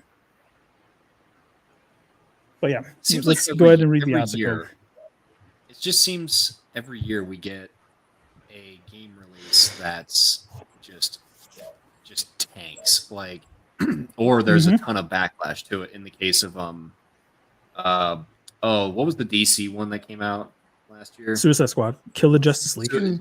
Kill the Justice League, yeah, that one. It seems like every year we're getting at least one game that either has immense amount of backlash or the whole thing flops. Like we can't have a good year of gaming anymore. There always has to be something that's just terrible. I even saw an article arguing that Concord being canceled was actually a good thing for the gaming industry. because it wasn't sustainable. I think the game itself sold 25,000 copies in total, so they recouped like 1 million of the entire cost. But let's go into the article, and then I'll say a little bit more about the whole thing, because it's just mind-boggling how that got greenlit in the first place. Mm-hmm. So, I mean, the fact that they think that this was going to be a cool idea for also not only that, making characters looking awful isn't going to sell it, because everybody wants to look cool on their avatar. They want to like be badasses versus this, I don't know, very bulky, armor heavy person. I don't want that. Let me see if I can find the tweet with the roster that I had, because oh my god, it's 16 playable characters in that game, and all of them, like I said, a lot of them looked like rejects from a Guardians of the Galaxy. But yeah, that's the launch trailer of the game. Mm-hmm. I mean, it's a generic hero shooter. We had those dime a dozen already, like I said, Overwatch, Valorant, and all that stuff. And the best thing was, before I actually flew over here on the 29th of last month, they actually delisted the game from the front page of the PSN store. So they were actively advertising the competition before the news actually broke that the game was getting like canceled again. Yeah, I don't know, Terra Crystal. I think creativity like that just died, unfortunately. I think that's what happened. So I posted a link in the private chat from the character roster, just so you get a rough idea what the characters look like. So yeah, you got a gay robot on the top left, which looks like a walking trash can. Then you got a yeah, the robot's gay. No, seriously, the robot is gay. It's gay. No, it's said, it actively said in one of the trailers that it's gay. I think it was even the CG trailer. My then god. you've got the second one is actually based on a trans singer, designed after her. So yeah, you can kind of see where that went. The third one is Mrs. Freeze Reject, who looks like a janitor who doesn't know how to mop a floor and just stuck a bucket on her head. Number 3 looks like the chick we just saw in the Minecraft trailer, just a little more morbidly obese, I would say. Number 4, well, can't really say much about that one. Number 5 looks like Master Chief if you were to cosplay that one as a bit too much with a bit too many donuts, maybe. Number 6, the third one in the second row is actually the character I remember the most, because she was like front and center in every marketing material of the game, and she was kind of the poster girl of the whole game, essentially. Then you got Discount Astarian chick from Baldur's Gate 3 with pink hair, black cowboy, generic alien, Leslie Headland's cousin, Discount Yondu, racing chick with a rocket launcher, Totally Not Drax or Thanos, kind of hard to say. The token white guy in the third place on the fourth row, and then another diversity character in the fourth one. So it's just like DEI, like marketing 101, what they did there. And the fact that the game cost 250 million has me baffled, because character designs like that shouldn't fly in a game like that. But yeah. That's just how it is. That's really bad. Yikes. It is really bad. It's like non-custom, like you can't customize your character. It's just like you can't. You can. You can't customize them. Yeah, it's like here's the character, and you can like it or not. Well, you can customize like the gear set. They have like one alternate version of each character. So you got 32 characters in total if you count them. And they play slightly different compared to the other one, and that's it. That was their next big live service game that they wanted to promote, and clearly Sony gave up and saw the writing on the wall, so they actually delisted it and actually gave full refunds to everyone who bought the game. That was both on PlayStation 5 and Steam. Mm-hmm. However, I actually saw a physical copy out in the wild recently for $40 at a local Walmart, and I was like, good luck buying that one, because the servers are going to get shut down on tomorrow. This Sunday or tomorrow? Yeah, tomorrow they're the gonna get 6th. shut down. Yes, that's not looking good for that. And the fact that people even bought it, like, oh, we're so excited, but so out of the loop, like you haven't been told or notified of what's going to happen this coming Friday. All right. Yeah, tomorrow you got like 3 hours to play it. Yeah, that's why the player count actually spiked a little bit the day before yesterday because people wanted to get all the achievements before the service boat being shut down. And the kicker is you need 12 players to actually get a match. And the peak concurrent that I saw recently was 32 just on Steam. So jeez. So you're basically playing the same tough. people over and over again, which is kind of pathetic. Oh, so this wasn't just a failure; it was a failure. Like A proper failure. Epic failure. Mhm. I'd be Yeah, the curious fact to that know they- because, like, I feel like looking at this lineup of characters, I feel pretty sure that maybe only 3 or 4 of them would actually be chosen by people to play. Right. So I'd be I would love curious to to see the know the stats for that stats one. of like which characters are actually being played of the I have only a- 40 people that ever I played. have a rough assumption which characters the most people played. The Asian chick in the second row, the Yondu knockoff in the third row, Yep. the Drax lookalike, and maybe the cowboy dude in the third row. That's my assumption. I can't say for sure because I haven't seen the stats for it, but judging just by the designs, because most of the designs are very off-putting, I would say that those were the most played ones. Wow. And the bottom left corner looks like almost a knockoff of a Fortnite character. Yeah. It really does, doesn't it? So they try to Yeah, appease to only- like the kids who are addicted to Fortnite and like try to get them over here, but no one's going to buy into this. See, they took the game off the stores of sale, and they want to reevaluate what to do with it. If I was Sony, I would write this off as a tax write-off and just admit that it flopped and move on. If they go with it, I could see them go free to play. But even if it's free to play, I don't see people playing it because the gunplay is very generic, from what I heard, and the characters themselves don't differentiate themselves that much from each other. So it's hard to say. I don't think this game has legs, even if it comes back. And good luck getting revived from like a flop, because then you have the Morbius effect. You have people saying like, "Hey, bring this back!" Like making a petition and everything. Then they re-release it, and then it flops again. Like, would you kill something off twice after having a flop like that already? I don't think so. Oh, this makes so much sense now. So yeah, Sony's been going downhill after they moved offices to California. I agree, and they also make the big mistake of killing off Studio Japan, which was kind of responsible for some of their best games that they made. They made Shadow of the Colossus, Gravity Rush, Ico, or Eco, whichever way you want to call it. Last Guardian, although people are very divided on that one, but I actually liked it quite a lot. Oh my gosh, Mando. They said that there was a story expansion that comes out in 3 months and it's still planned to be released. Wow. Nah, that's not going to happen. I also heard that Amazon wanted to make a TV show with those characters. And I even jokingly said, even if this game doesn't come back, I hope that Blizzard scoops up some of the characters and just makes a joke out of them. Like, call them like Concord Loss or something like that.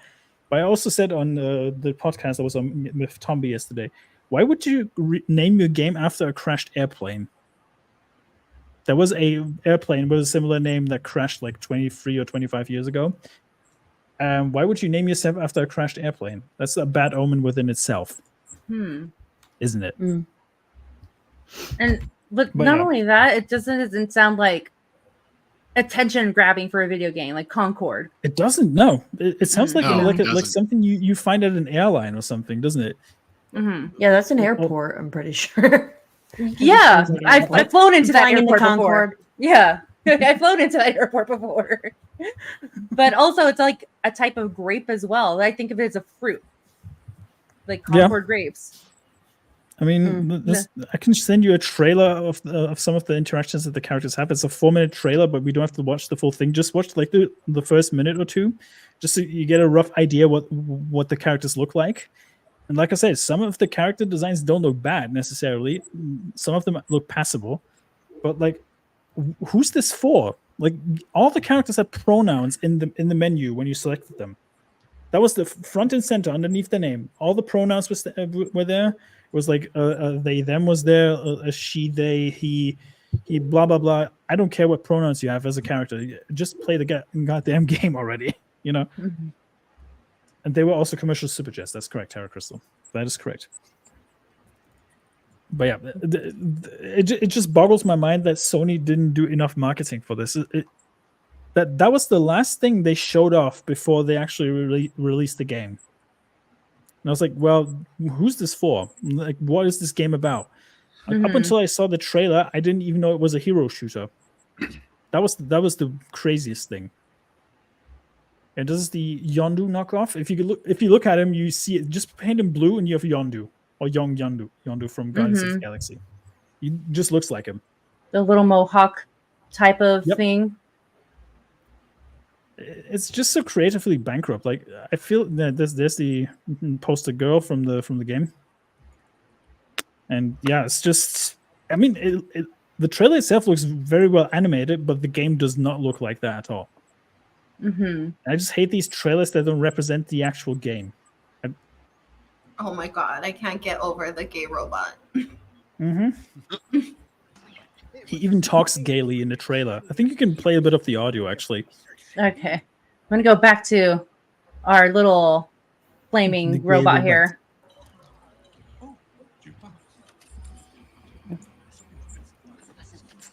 It was a spontaneous creative decision made after years of careful research. Being really old and almost dying a bunch doesn't count as research. Almost dying is the best way to learn how not to die. Besides, it worked, didn't it? How much longer for the upload? A few more minutes. Hey, start time. Try it with hot sauce. You'll like it. Trust me. No. Do not trust him. Oh, where's this? Question: how do space people know what hot sauce is? A good question. I don't know. Very good question. They probably read it in a book once. Well, maybe he's come to Earth. Who knows? It's not explained. We got Robot Smu, but yeah, that was a little bizarre. I think you're roboting. You're the one that's roboting. Yeah, you were roboting. Okay. Yeah. Yep. Sorry, guys. We'll continue. It's coming from you back on the ship saying, trust me, we're professionals. We'll stick to the plan. We can do this. And then that. I'm so over this trend of like these arrogant and or like Technically, it was bitchy type of female characters in media nowadays. If we don't leave with this Yeah. plan, We will. Continue, Smu. I'm just over that trend. That's all I'm saying. I'm just over it. we will. I'll be waiting outside. What I kind of don't like right now is that it hasn't really given the plot of like what the plan is. It hasn't really given much for me to like. The joke is there is no plan. There's no real plan. I can tell you a little bit about the trailer so we don't have to watch the whole thing. There's going to be a shootout in a second. Yeah. Because of a huge misunderstanding in a kind of way. We'll be taking this off your hands. What? This? Funny.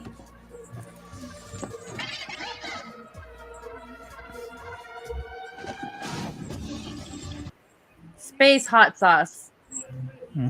I'm more invested in the hot sauce than anything else. Yeah, right. The hot sauce is the true protagonist of the trailer. Oh, They kill him. killed the hot sauce. Not the hot sauce. But now that this game is canceled, I'll never get it. No, we'll never get that space hot sauce. That chick is the most normal-looking character in the whole game, apart from the Asian chick. Like everybody else is just like, you look at me, generic space creature. Fine. I only got one of my legs. How are those hands? And then we got magic beans. Of course, sensor beam, because you can't. No, it's actually a firestone. Oh, wow. Sure. Why not? How bad is it? You're still mad at me? How can that robot like run being so heavy? I have no idea. It's just Representation. Gravity. Mm-hmm. Representation. Because of, never mind. I'm not going to go there. This is you. This, tell you what, this could work as an animated TV show or movie, probably, if you get the premise right, but not as a game. Just promote the movie with special edition hot sauce. Yes. You're done. So like You're Chipotle or golden. something. Yep. Or Chick-fil-A or something. This would be a very dishonorable way for us all to die. Don't worry. Nobody's dying dishonorably. And also, we're bringing this back with us. The funny thing is there's a game mode at the moment where you have to kill your team, right? And people are farming XP at the moment so they can get the highest level. And the easiest way to get the most XP is to kill yourself when you spawn in the game and jump off the map. You get more XP from that than actually winning the match. Like, how does that make sense? I still kind of hate the point like they just got the robot, but not really explaining why is the robot important. Yeah, But they don't explain that properly. Yes. So she's really upset about the plan, and I'm actually okay that it got canceled because there's no context for me to go off on this. Nope. You know what's really weird though is that if they did make this into like an animated series or something, I would probably give this a chance. I probably would watch that too. Yeah, I would watch that too because like the characters are a little generic and whatever. But like just that little piece that I saw was like, you know what? I kind of know what's going. I want to know what's happening. Like, why did they have this robot? Where are they going? Yeah. I'm with Dr. Rachel. Rest in peace to the hot sauce. Yeah, like, what is up with this hot sauce? Like, where did they get it? Like, I would probably watch that, but yeah, video game. We got the bestest hot sauce in the universe, in the whole galaxy, Well, are we doing Trump now? Is that what we're doing here? I do that every once in a while. Listen, It's my new everybody. shtick.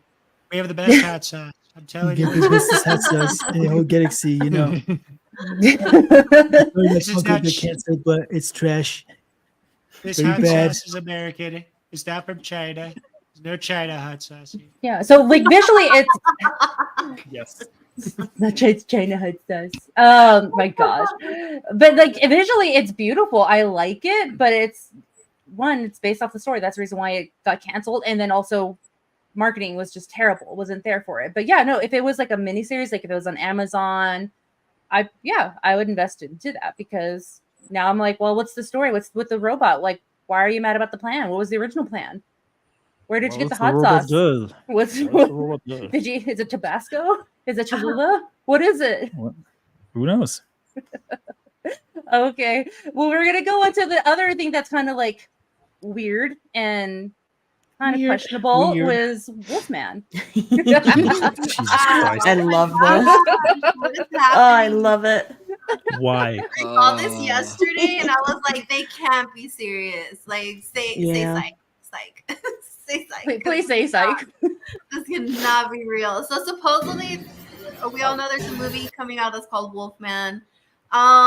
Supposedly this is supposed to be the Wolfman that they revealed at Hollywood Horror Nights, but a lot of people are saying like, be for real, this cannot be what they're actually using in the movie. Like, Yeah. this looks really bad. This looks terrible.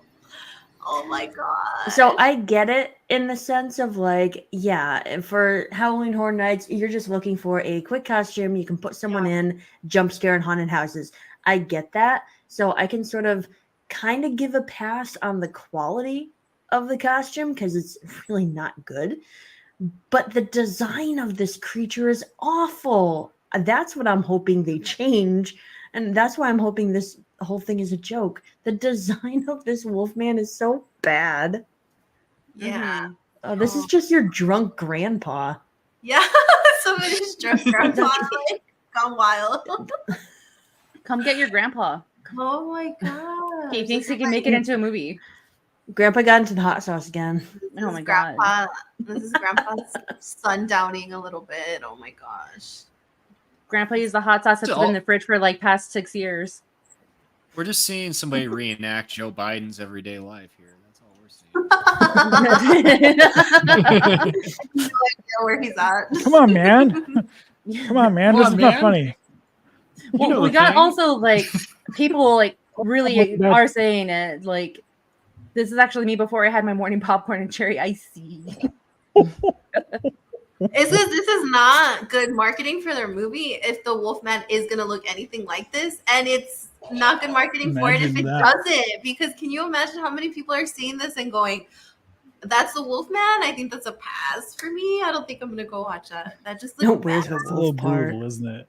Just see it's like what I said before we got live. I said it looks like a Party City type of costume, and it looks like you can get it from Spirit of Halloween store, which you're not far off. Yep. Those stores are now popping up now because 'tis the season. It's coming around. Mm-hmm. So yeah, people are saying like this is a joke, right? So I don't know. See, that's scary. I hope it's not. Part of me hopes it's not, but yeah, I hope that's not actually what it looks like either. And they're going to put a little bit. I mean, I'm all for practical effects if they have to do like the whole makeup on the actor, but not like that. Right. Yeah. I love the comparison that somebody posted with the guy from Big Trouble in Little China. Oh, I know what you're talking about. Yeah. I've seen that tweet and was like, yep. Beware 90s Asian man stereotype right there, but man, this looks rough. Yeah. Yeah. Yes. I I mean, know. it looks kind of passable in that picture, Yeah. but it doesn't bode well for the rest, you know. I hope it looks much better than this because this is not convincing me to go watch this movie. It's a horror movie. I am your target audience, and I am not convinced to go watch this. Come on. Yeah. When does this come out? Wait, say that again. When does this come out? Let's see. January. Why are they putting this in January? Yeah. Wait, aren't you supposed to be promoting it during Hollywood Horror Nights? Like, you should be. That makes more sense. Right. They probably didn't want to go up against Terrifier 3. That's also very true. That could be it, yeah. Getting it out during this time. Yeah. I mean, this was on September 5th, so that was yesterday when they unveiled him. So, dang. Oh, weird. That's rough. That is rough. Well, I mean, I've already seen Christmas decorations at certain places, and I was like, "What the heck is September? Calm down." Yeah. Well, Halloween decorations is fine. Christmas too early. Maybe they'll see what the fans are kind of saying about it. We'll have like a Sonic moment where they go back and they're like, I hope so. Maybe we need to like reimagine this concept that we have going on because the fans are not buying it. I hope so. I hope so. I would have so much more respect for this movie and probably go see it if they actually did that. Like if they listened to literally everybody online saying this is a bad design. If they went back, pushed it back to maybe next October to redesign and bring out the movie, I would probably go see it just out of respect. That's weird. I remember we talked about this mask already pre-stream, but what was it you said, Nomi, about the mask? Well, I already said it that it looks like you can get it from like Party City or from the Party City Spirit Hollywood. So Hollywood Spirit. Oh my gosh! You could get a professional like makeup artist to make you look even better with makeup than this mask. Mm-hmm. Just fork just over a couple of dollars, and you would look better than that. Like my thing is, if it's a wolf, where's the nose? Where's the snout? Yeah, no, this isn't wolf at all. This isn't wolf. This looks like a crack addict or like meth addict or something. You know? Yeah, the or guy like at the corner of the gas station. Bicycle mongoose. It's your average San Francisco citizen that you see on the soy boy bike rider. Trying to save the economy or trying to save the environment by riding his bike and not having a car. Not only that, because it got stolen. San Francisco. Have Us, you the not modern seen, audience. Have you not seen like the modern state audience. of? Have you not seen the state of? Have you not seen the state of San Francisco where they keep showing like all of the people that are like homeless and drug addicts on the street? Like this is really yes, like the current state. Go ahead, Rachel. Enough. What were you gonna say, Rachel? Oh no, just about like this isn't wolf at all. I don't see like the wolf part of this anywhere. And like I said, the costume quality I can sort of dismiss if it's meant to be more like we're gonna put it in a haunted house, it's just gonna jump scare everybody. Because the quality costumes, that's always what they're like. But if this is actually meant just to be the promo, like the first visual of it, they definitely could have gone, like Smu said, with more quality like makeup artist and a proper wig and beard and things like that and made it look good. But what I have a harder time with is the design. The design of this creature is awful.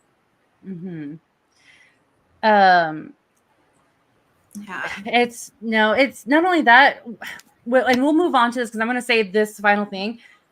The hands also bother me. The hands also bother me. Like, what does it bother you, big for the body, doesn't it? That too. Yes. I can't tell if it's like proportions or if it's they just look off for some reason. They've been bugging me too. I've just been trying to pinpoint what exactly it is that's bothering me. There's something about his skin tone that really bugs me as well. He looks like he took a bath in Cheetos right before he actually whipped them. Yes. Oh my gosh, you're so right. I was because of the yellow hands. Again, with the yellow hands. That's the Galadriel effect when she got hit by the pyroclastic flow. Oh my god. Oh jeez, don't remind me of that. Oh no. I memed on that scene so hard. Let's not go back there. Let's not go back there. But yeah, Cheeto hands. Yep. He must chew off those Cheetos. I mean, I like some hot Cheetos, but I will pass on that. But we also kind of like got a little bit of nerd drama that happened the past 24 hours. That shit show.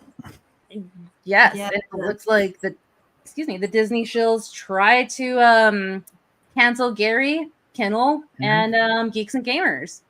Yeah. So if you guys aren't familiar with what's going on with this situation, so basically yesterday, I think it was around 10 o'clock our time, I think 8 Eastern, maybe. Yep. All of this started to drop this like really cringe manifesto came out about Gary, Ryan Kennel, and Geeks and Gamers, so Jeremy, and they were trying to basically say what they've been saying about them for years is that they're basically harassing and bullying actors in a bunch of different Star Wars projects. And I believe they started with Kelly Marie Tran, who was Rose Tico in the sequels, and that they did it. Let go of that one. Where they did it with the latest one was Amanda Stenberg, which actually Jeremy did a video on it yesterday, and he debunked a lot of this stuff too. So a lot of these things that they're claiming, because it's so cringe, that they had sources that they cited, and you can debunk every single one of these things. These are people who clearly do not watch any of their content to know how they are and to know that they're just joking around most of the time, just the way that you do like between your friends. It's not to be taken seriously. And I mean, a lot of us went in on the Acolyte because it was pretty bad. So and it wasn't necessarily towards Amanda. What a lot of the criticism that I saw was, the most that I saw about her was she's pretty terrible at acting. It might have been the directing, because she was like really good in the Hunger Games. So I don't know what happened there. It was her attitude as well when the show came out. Nothing. People are gonna comment on the fact that she did release a diss track against the fans. So people are in every right to comment about it, because I think what I saw like the other day was a lot of people pushing back against Star Wars Theory because he made a reaction video to the latest thing that she said, and people were like, well, why are you even reacting to it, and blah blah blah. And it's like, because he's a Star Wars channel and this has to do with Star Wars, like it's also in the name. Yeah. It's So also then so this dropped, right? And then I believe that there was let me get you this other tweet. So this was floating around as well, that all of these people, that this was basically a targeted harassment against all of them. This was somebody that put this together. They decided to drop this all at the same time, probably had like a little Discord or something somewhere. And it was coordinated. This wasn't something that just came out of the blue. Like, these people all worked on it together, which a lot of them, I didn't even know who they were. Like, before that even happened, and I found out that I was blocked by like half of them. But these are basically the people that put this all together, which is so funny that they were there meeting Leslie Headland and Dave Filoni, right? So really, like, now you ain't fooling me. Now does it all make sense? Now did all the little pieces start to come together of why this is happening? So one of the ones that started that harassment campaign against the free channels was a woman who's co-hosting the channel Star Wars Explained. And I had the assumption that it was just jealousy because of the amount of subscribers that like Gary, Jeremy, and Ryan had. But then I saw it was like 820,000 subscribers or something like that. So I was like, okay, maybe it wasn't actually the amount of subscribers that they had, but the sheer fact that they're pushing back against this whole slop that Disney has been releasing. When you see all the tweets that they put out in the recent weeks and days, you can tell that they are paid shills for Disney. But they don't get even remotely as much as many views as Jeremy and Gary get, or even Ryan. I think the last live stream that I saw, that was like 5 or 6 days ago, had like 4,000 views, which is kind of abysmal for a channel that has like 820,000 subscribers. If you really think about it. And then Kyle Katarn, one of my favorite characters in the extended universe, by the way. How dare you bastardize his name? And it's them calling for Team YouTube or all of YouTube just to be bullies and try to get what they want. That's the lady who co-hosts the Star Wars channel I just mentioned. But by the way, encouraging people to mass flag and harass other content creators is against the TOS of both YouTube and Twix. So you play yourself, fools. No, but what's even funnier about this though is that there was somebody else that was involved in this too, which if you guys have been around this space long enough, you can recognize, which was Rewriting Ripley. They've already tried to do this before, and they made like a really cringe video, and there they are. And they made another video again, kind of trying to like. I hate to say this, but they made the funny thing is they made Ryan accidentally based with that video, because they made the comparison of like old Ryan and current Ryan, and it's pretty freaking funny because they tried to make it look like Jeremy radicalized Ryan, but actually it's like Ryan just got progressively more angry as time went on. He just found his YouTube voice.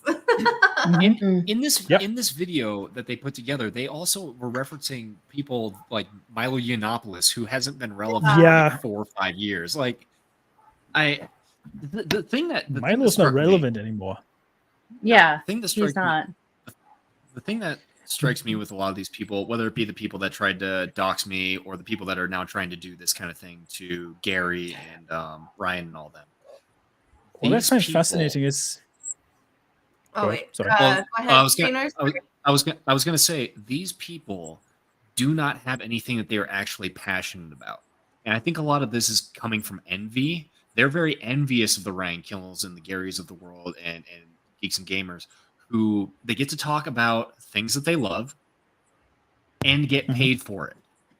And there's a passion there that these people cannot understand, and they hate it. And so whenever they try and virtue signal over a TV show like what we're seeing with the Acolyte, this is just, the only thing that they think they can do as quote unquote fans of the thing, even though they're not really fans of the thing, they're just activists at the end of the day. But yeah, I really genuinely believe that a lot of this just comes from envy. It is envy. They're yeah. envious. They're envious of these people. So. And a lot of people were mentioning that, hello, you go after the huge creators, get them demonetized and deplatformed. And of course, that's going to leave room for a lot of these other people thinking that they're going to grow their platforms. But I don't understand how they don't think that there's room for everybody, because I don't think they share audiences. Nope. So they have their own audience. I'm pretty sure Gary, Ryan, and Geeks and Gamers have their audience as well. And the funny thing is that if they don't like the content that they're putting out, then don't watch it. Like, that's what they tell us all the time. Like, if you don't like this TV show, don't watch it. Okay, well, same thing. If you don't like their videos and they're not the kind of content for you, then move on. Like, you don't have to make a big deal out of it. But like, here we are. And like, the funniest thing ever is that finally YouTube actually did reply back to them today, to Rewriting Ripley, saying that they didn't break any of the terms of service and that all of their content was going to remain on there. The worst part of it, though, is that Rewriting Ripley actually like cleared it up and said, oh no, we don't want them, like, we don't want these videos erased. We don't want any of this stuff gone. We just want them demonetized because we don't think we just want to take their livelihood. Yeah, really. We just want to ruin their lives and take their livelihoods.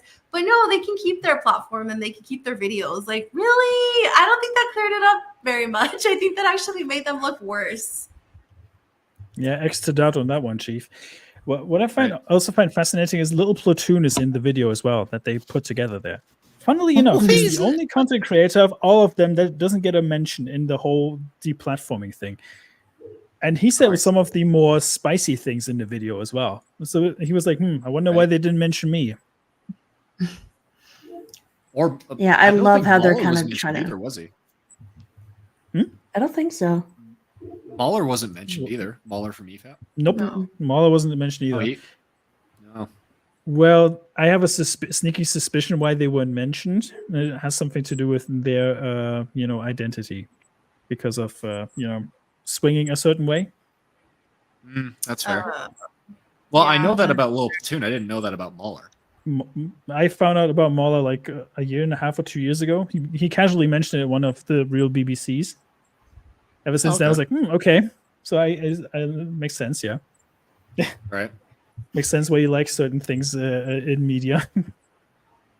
Well, that does make sense why they didn't attach them to any of this stuff too.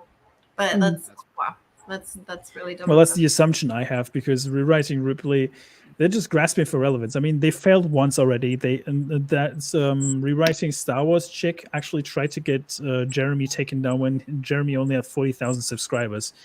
I think he did mention that on a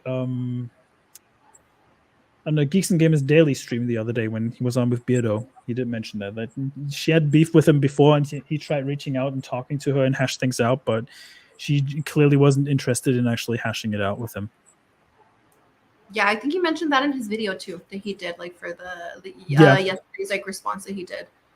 But yeah, no, this is just so like, oh God, these people just can't get all of this over. Like, that's what I answered to. I think it was Drinker. I was like, really? Drinker. Like, the crazy thing is that they made this big old stink about a TV show like The Acolyte. Right. It's not even something that you would want to defend or say that, like, no, this was really good and like somehow you guys got it canceled.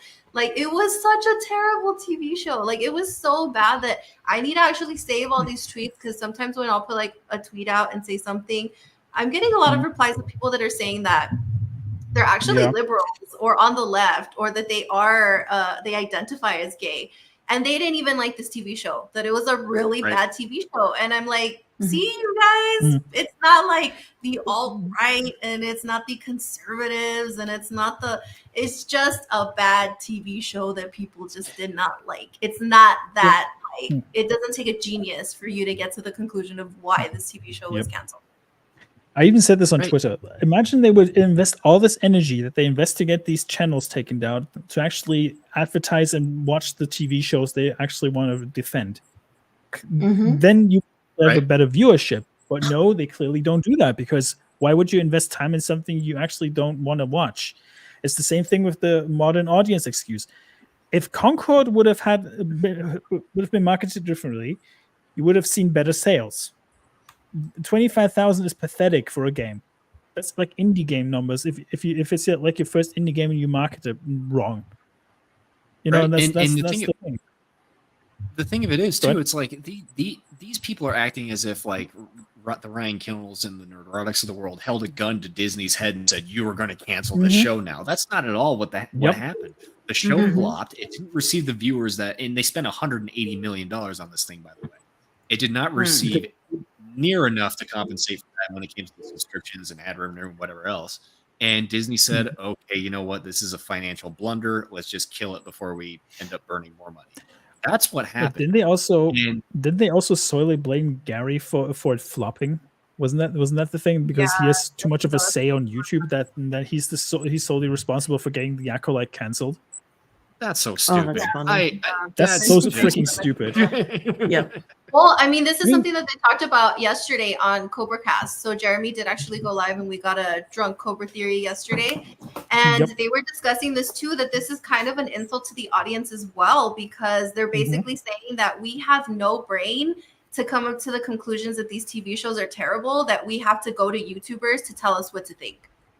And I'm pretty sure that everyone who watched it can come to the conclusion that, like, wow, like there was a lot lacking in it. Like, even if you're not a Star Wars fan and you watch this, you're going to be like, oh, what? Like, I don't understand the plot. I don't understand what's happening. Like, it was just an objectively bad TV show. Like, we don't need YouTubers to tell us how to think.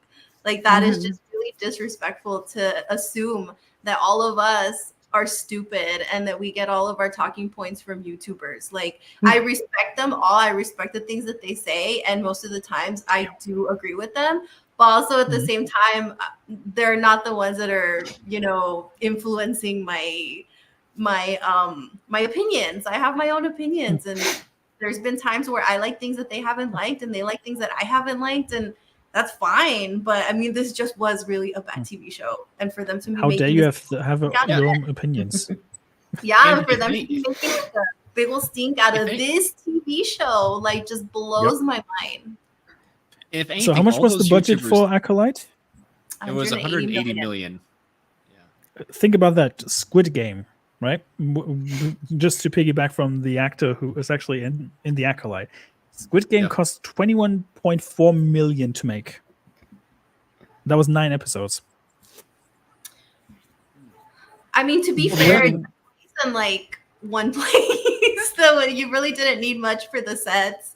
So, yeah. Well, and the other thing too is like somebody else put in the chat that season 1 of The Mandalorian cost $120 million. Terror. Yeah.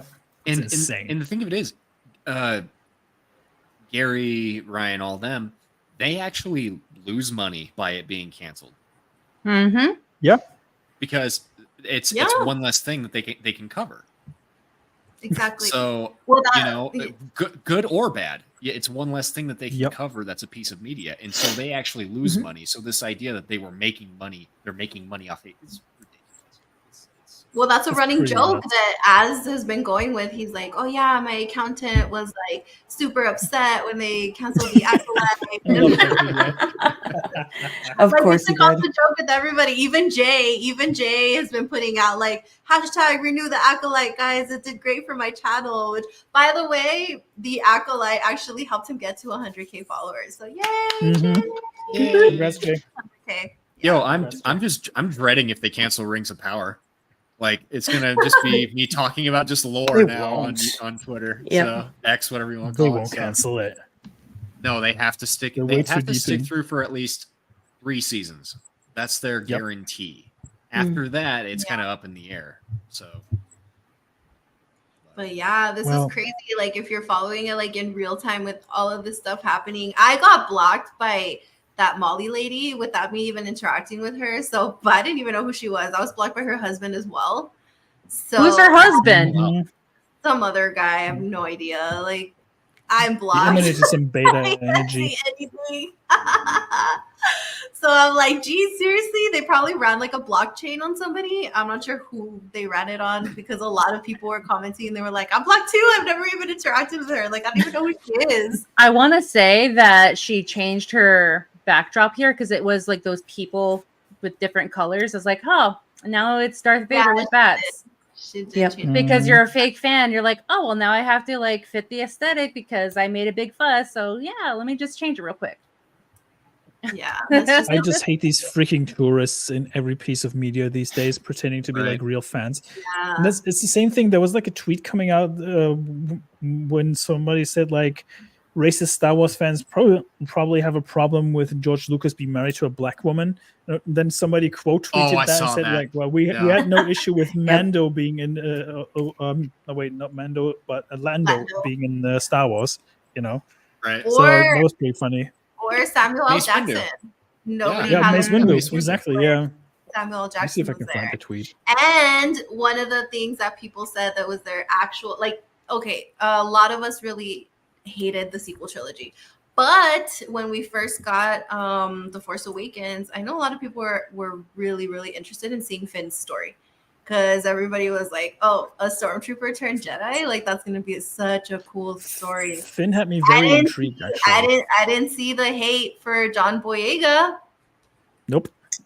Well, apart from China, maybe, where they shrunk him on the poster. Oh, yeah, exactly. But they'll never admit to that. They'll never acknowledge that. Rules for thee, but not for me, right? Yeah, Let me so see if I that's can crazy. find the tweet. I don't. It was just crazy. And then I think I saw today Jay uploaded a new video kind of explaining like all the stuff that was happening, and that they do actually have grounds to sue all of these people for defamation. One of the lawyers in the community, I think it was what's his first Barnes. Yeah, Barnes from Frey and Barnes, wasn't it? Or Viva Barnes? Yes. So Robert Barnes. Yes. That he actually put up a video on it and said that they actually did have a case in case they wanted to actually take it to court. Which that sucks. We don't have Sevvy here, so she could like explain that to us too. Theory suggested that they should sue as well. Yeah, he suggested that they sue them too. Yeah. They should, honestly. Oh yeah, I agree. They should absolutely. If there's a grounds for lawsuit, they should absolutely pull the trigger on that and do it. What were you going to say, Lily? I'm sorry, I didn't mean to interrupt. No, I was just going to say that the only bad thing about that is that, I mean, it's going to take a lot of resources and time and all that stuff. And I don't think they would actually want to go through all of that. But I mean, it is a possibility if these people don't stop. Right. If it's a continuous thing, then yes. But, you know, for all the people out there who are just like crying about it and blocking crazy or blocking people like crazy, you could just, do this. If you don't like them, don't agree with it, nifty button. Yeah, or mute them. That's what I've done. Mute them. Right. So yes, and also I don't know. I'm not gonna go into that. But I was gonna say if you're a reporter, which Miss Molly is not a reporter, she can't ban anyone from seeing their tweets or, you know, doing journalism or anything like that. But you know, she's just a angry person who doesn't get her way. We got some breaking news, by the way. I just put something in the private chat, but it's not related to Star Wars, but it's something to look at maybe as well. Oh, I want your thoughts on that. Linkin Park have announced their newest lead singer, Emily Armstrong. Emily will take over for the late Chester Bennington, who passed away in 2017. I was talking with a coworker of mine about this the other day, and I have zero problem with Linkin Park. You know, for like live shows, bringing in a replacement singer, that's totally fine with me. I get it. I don't really like the idea of them doing more albums under the name of Linkin Park without. They should have changed the name. Yep. Reinvented Linkin Park. Yeah. Yeah, exactly. Because I mean, like, you think about a lot of bands through history. I think the only band that didn't stop after a band member died was Metallica. It was their bass player. He was unfortunately killed in a plane crash. Of the bands that come to mind. Led Zeppelin, their drummer died. They quit. Nirvana.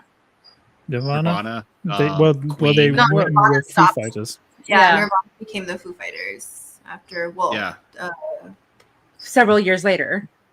Yeah. Queen. They stopped after Freddie Mercury died. There's a lot of different examples. So I really don't like this idea of them under the name of Linkin Park. Bringing in a new singer and starting on studio albums. I'm not a fan of that. Like I said, I understand it for live shows, but yeah, it's because the bad thing is that that this is a lead singer. And when you think about Linkin Park, you think about Chester, you think about his voice. Yeah. And this just like takes you out of it completely. Like, can you imagine if Queen had gone on and replaced Freddie Mercury and you don't have his iconic voice anymore?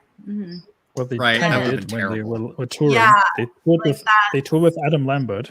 And see, I don't like Adam Lambert. Like, I think he's a great singer, but not in Queen, because that's not Freddie Mercury. Like, you just can't. Well, you just can't I brought the Led Zeppelin example earlier. They didn't do a reunion tour until like 30 or 40 years after I forget the drummer's name, but it was the drummer that passed away. And it was his son that took over the spot.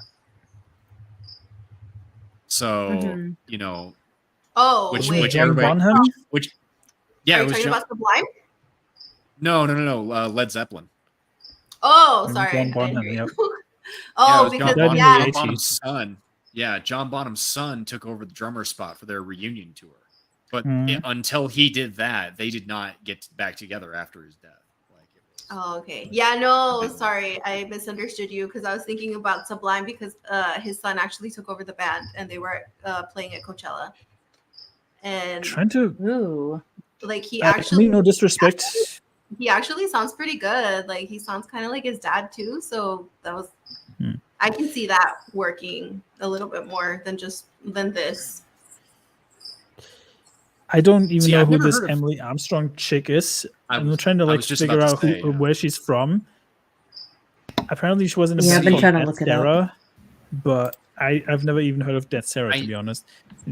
Oh, Dead Sarah? Oh, I saw them when they opened for Coldplay back in 2013 in Phoenix. Yes, I remember that. I didn't like them. See, if I was going to go with a lead singer to replace Chester Bennington, because I know they were looking for a female lead, I would have gone with Maria Brink from In This Moment. Okay. I can see that. Could have taken Lacey Storm as well. It's not like she's busy at the moment. Right. My brother, he wanted it to be Amy Lee, and I was like, nah. Ew. No. Not saying like ew, like she's gross, but like that's not with she's Evanescence. She's Evanescence. Yeah, not with Linkin Park. Yeah. Yes. And like, was there a particular reason why Linkin Park went with a female lead? Does anyone know that, I don't know. Or just like I just knew they were searching for one. That's what their goal was. We want a female lead to replace Chester Bennington. I don't know. I love the About section on Spotify about her. She's described as the Janis Joplin for the arena rock age. And I'm like, most people don't even know who Janis Joplin is. Right? How many people are still alive who remember Janis Joplin? Well, I mean, I remember her, but still. If the previous generations did their jobs, everyone should know who Janis Joplin is. Because my 21-year-old, I agree with my 21-year-old niece and nephew know who Janis Joplin is. So I just thought of another band that discontinued. I just remember another band that discontinued after the lead singer died. Audioslave, or Chris Cornell. Because Chris Cornell, Cornell. And the funny thing is, Audioslave was kind of Rage Against the Machine minus Zach De La Roca, so you had like an intertwining thing there already. Because they had Soundgarden mashing with Rage Against the Machine because of the history between the singer, and then you had the remaining band members of that band. But yeah, sadly, Chris Cornell has passed. I actually loved Audioslave a lot. It's a shame, but yeah, it is what it is. We can't bring people back, unfortunately. I mean, granted, after the last album they did, Linkin Park did, when they released the demo songs, I was like, I mean, they could have easily repurposed some demos and make them sound a little bit more modern, like the modern Linkin Park, instead of like replacing Chester altogether. And if they would have replaced Chester, I would have been okay with them just changing the band name instead. I mean, it's not like Mike Shinoda didn't do his solo stuff as Fort Minor or with under his own name, right? So it's I don't know. I'm a bit iffy on that decision, to be honest. And then Dr. Rachel with the investigation finds that they're announcing a world tour as well and an album. Really? Okay. Oh, geez. I can kind of see the feedback I think it's already. kind of weird timing. I don't think the fans are actually gonna like this. No.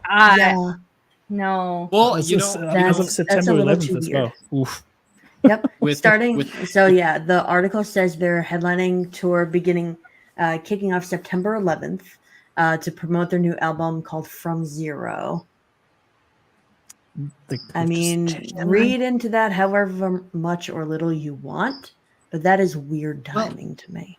Well, I'll tell you. I think it's all dependent on how the lead singer does. I'm a huge fan of Nightwish, and when they replaced their lead singers not once but twice, there was a lot of like apprehension, and then they went out on stage and everybody loved them because they did fantastic. So it's this could very well be like a big hit. We just don't know yet. But you know what? I would have been okay with as a lead singer. The with them Temptation, the front singer of that band, she would have been perfect for Linkin Park, actually. Oh, maybe not as aggressive, but she's pretty good, actually. No, I know. What's her name? Or the chick from Arch Enemy. Oh, for years I thought that was a dude, actually, when she was singing. Yeah. Because she had that deep vocal range. I was like, holy crap, that's a dude. And then my buddy was like, nah, that's a chick. I was like, really? Yeah, no. Yeah. That's all woman. Yeah. Yep. But we are nemesis. I really want to point out that there's only 6 tour dates for the world tour. So they got LA, New York, Hamburg, London, Seoul, and Bogota, Colombia. What the hell? A weird world tour, isn't it? Yeah, that's odd. Yeah. Especially Hamburg is a weird choice. Well, it almost makes sense, actually. Like, do your world tour, because the band's known worldwide, obviously. But have it be like a limited venue. That way it's just like a sample size for people. That way you can get like good feedback and see how people are feeling about the new lead singer. It makes sense. The question is, would tickets sell? I think, I think they will. Absolutely. On sheer nostalgia, yes. Yeah. Pure nostalgia and curiosity to see how the new girl sounds with the band. Yeah, I want to hear like a demo of her singing with the band, because I can pass judgment, but I don't know what she sounds like with the Linkin Park sound to it, Right. The problem is we can't listen to that on stream because we will get pinged for it, but Oh yeah.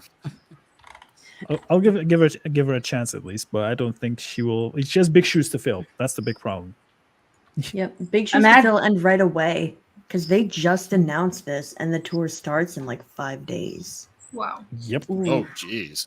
Yeah. That's right. It starts September 11th, and they just made this announcement, I think, today. Did they have to pick today. September 11th, too, to like launch all their... And not only that's that... a bit ill-timed. Hold on, I'm bringing that article back up. Everything about this is giving red flag. It's a band whose lead singer died. They're starting this tour on September 11th, and it's to promote their album called From Zero. Wow. Yeah, bit of ill timing, isn't it? Yeah. Dang it! It won't let me because weird timing. And it won't let me because I need to subscribe to it. But I'm going to bring up the tour dates on Google. Give me a second.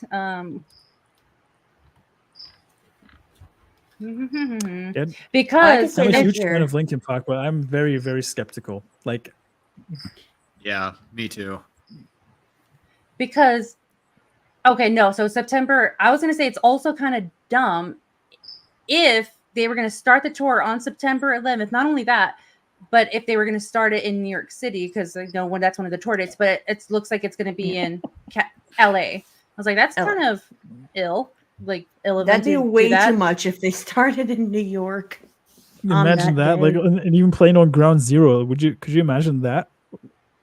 From zero on Ground Zero on 9/11 after the lead singer of your band passed away. Oh my Yep. Really?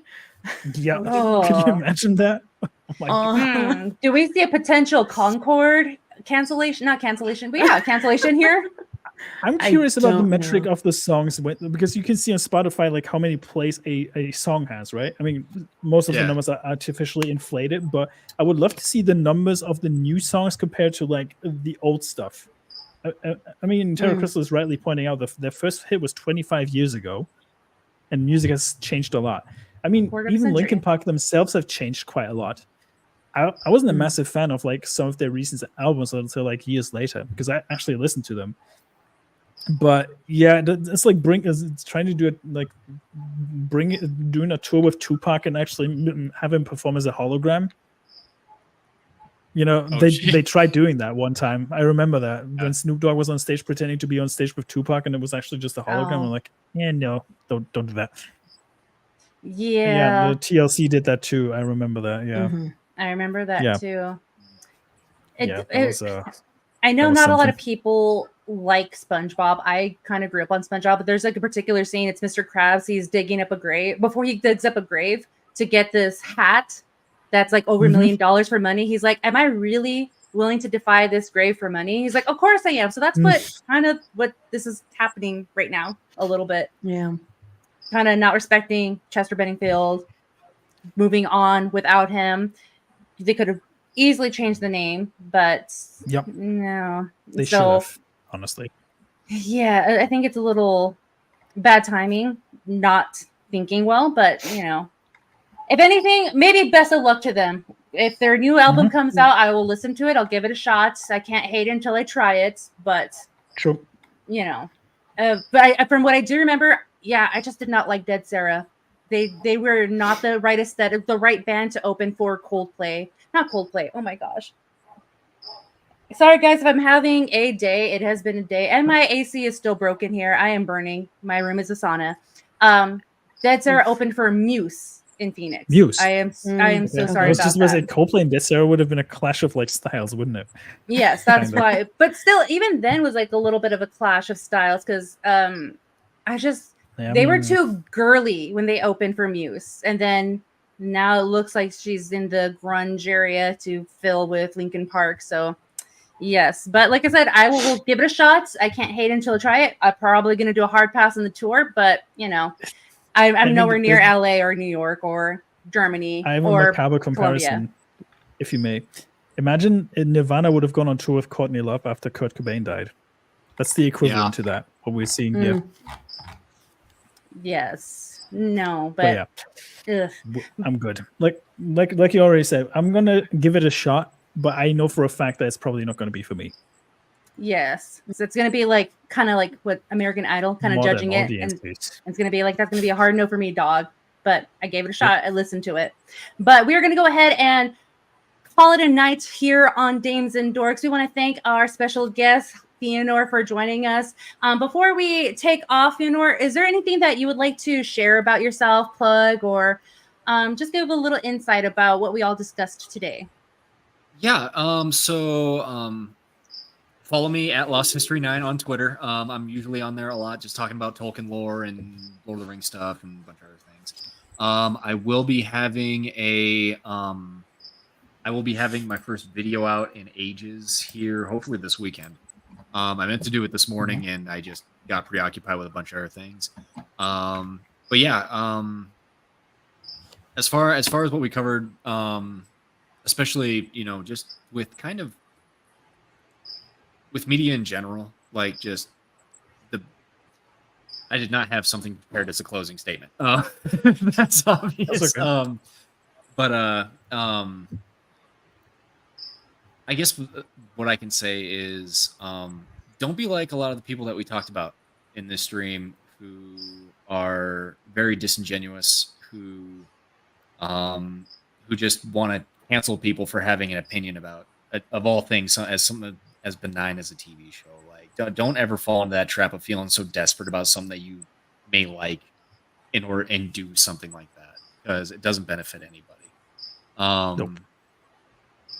And of course, subscribe and follow all these lovely people that are on here with me, because they have been nothing but pleasant. Been wonderful. And definitely read more Tolkien too.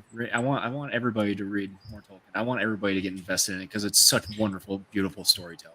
And I don't think there's anything like it. So, but yeah, that's what I guess what I'll close with. So. Mm-hmm. You're muted, Nomi. Normie, no. Sorry about that, guys. I do apologize. I've been having technical difficulties as well, on top of a broken AC. But Fëanor, thank you so much. That was pretty beautiful what you said. Just like, don't be a hater. Don't be a villain that people don't want to be around you. Right. Speaking of hate. No, Hi, Tabitha. That's okay. How dare you work? Hey, Tabitha. You just missed the whole conversation of Lord of the Rings, but we know you were with us in spirits. Okay, But Tabitha, still love you. yes, it's okay. You are still loved. But hi, Fëanor. Thank you so much for hanging out with us today. But before we move on, Lily, do you have anything hanging out or coming up with you? So just thank you so much for coming on today. Like, as soon as Rings of Power started, I was like, I'm gonna see if he wants to come on, because he's been talking about all the Tolkien lore, and I was like, this would be perfect. So thank you so much for being here. Absolutely, it's my pleasure. Thank you. And then, so actually, I'm supposed to be on Toxic Femme this upcoming Monday. We had to cancel the show this Monday because Nina still wasn't feeling very good. If you guys follow her on Twitter, she has like the flu from hell right now. So she was still recovering. So we should be doing that this upcoming Monday. And just be on the lookout for something new coming from Midnight Edge and Espanol. And then probably some more shorts there too. And of course, make sure that you're catching us here every Thursday. So we're trying to bring you guys all the new stuff. So do not miss it. We've got some like really cool conversations, just like we had tonight. So yeah. Oh, and if you guys missed out on these t-shirts and you want this t-shirt, these are actually from Drunk 3PO J. Be on the lookout. Maybe in a couple of weeks. That's all I'm gonna say. SpaceCon. SpaceCon. If you want a t-shirt. So yeah. Mine's waiting at home actually. It was actually on the way as I was flying over. I was like, dang it. Can't even wear it. And they're super cool. I love this design. So make sure that it's cool. Are they super soft? Oh my gosh, yes, they're like buttery soft. I think these are my favorite t-shirts. Oh, those are the best kind. Yes. Oh, yes. All right, Dr. Rachel, what do you got going on? What you got? I'll keep it nice and short. I know we're going over time and there's like multiple people streaming right now, but I know art-wise, I don't really have much. I'm working on your little project, Nomi, just getting designs and materials right now and planning it out before I actually start anything. But that's going to be fun. It'll be a while before I can really get that video up there. But for the next few weeks, I am talking about the Rings of Power on Saturdays on a Saturday stream called This is Mordor Country with Adam the Renaissance Nerd, Jed Hollywood Scholar. I think Wormy's going to be on it. Horny Alf will jump in sometimes. So we're going to have a great time. We started last Saturday, and then it'll be this Saturday and every Saturday night until the show finally gracefully ends. So that'll be fun. Well, at least think about it. You're like almost halfway done. You don't have to suffer much longer. It really is suffering too. It really is. Can they cut these hours down, or these shows down by like a half hour, please? Like, just make it a half hour long. Honestly, so bloated, don't they? Yeah. The first episode could have just been the last 10 minutes, and you would have gotten the same information. Yeah. What really bugs me about Rings of Power is the way they talk as well. It's like, there is like these small pauses they always take that really peeves me. And I was watching it like at 1.5 speed as well. I was like, my God, can you talk even faster? Why don't you? It's like, and all the rolled R's drive me the rolled R's. Oh, jeez. Dames and Dorks. I think that's another reason why I couldn't sit down and watch this because of the way they talk. I was like, nope, I can't listen to this for an hour. This is ridiculous. I mean, there's the age-old saying that the dialogue, all the characters are only as intelligent as the writer who creates them, right? So, yeah. Or so yeah. And my gosh, Dr. Smu, what do you got going on? Not much. I am still in the US until Monday. I'm gonna come back on Tuesday afternoon my time, but I will be back on Thursday for Dames and Dorks for sure. Mordor. Yeah, genau. That's it. Other than that, not much really. I've got a few videos uploaded to the main channel. Actually, I celebrated the death of Concord by actually remixing the soundtrack. It's actually on my main channel at the moment.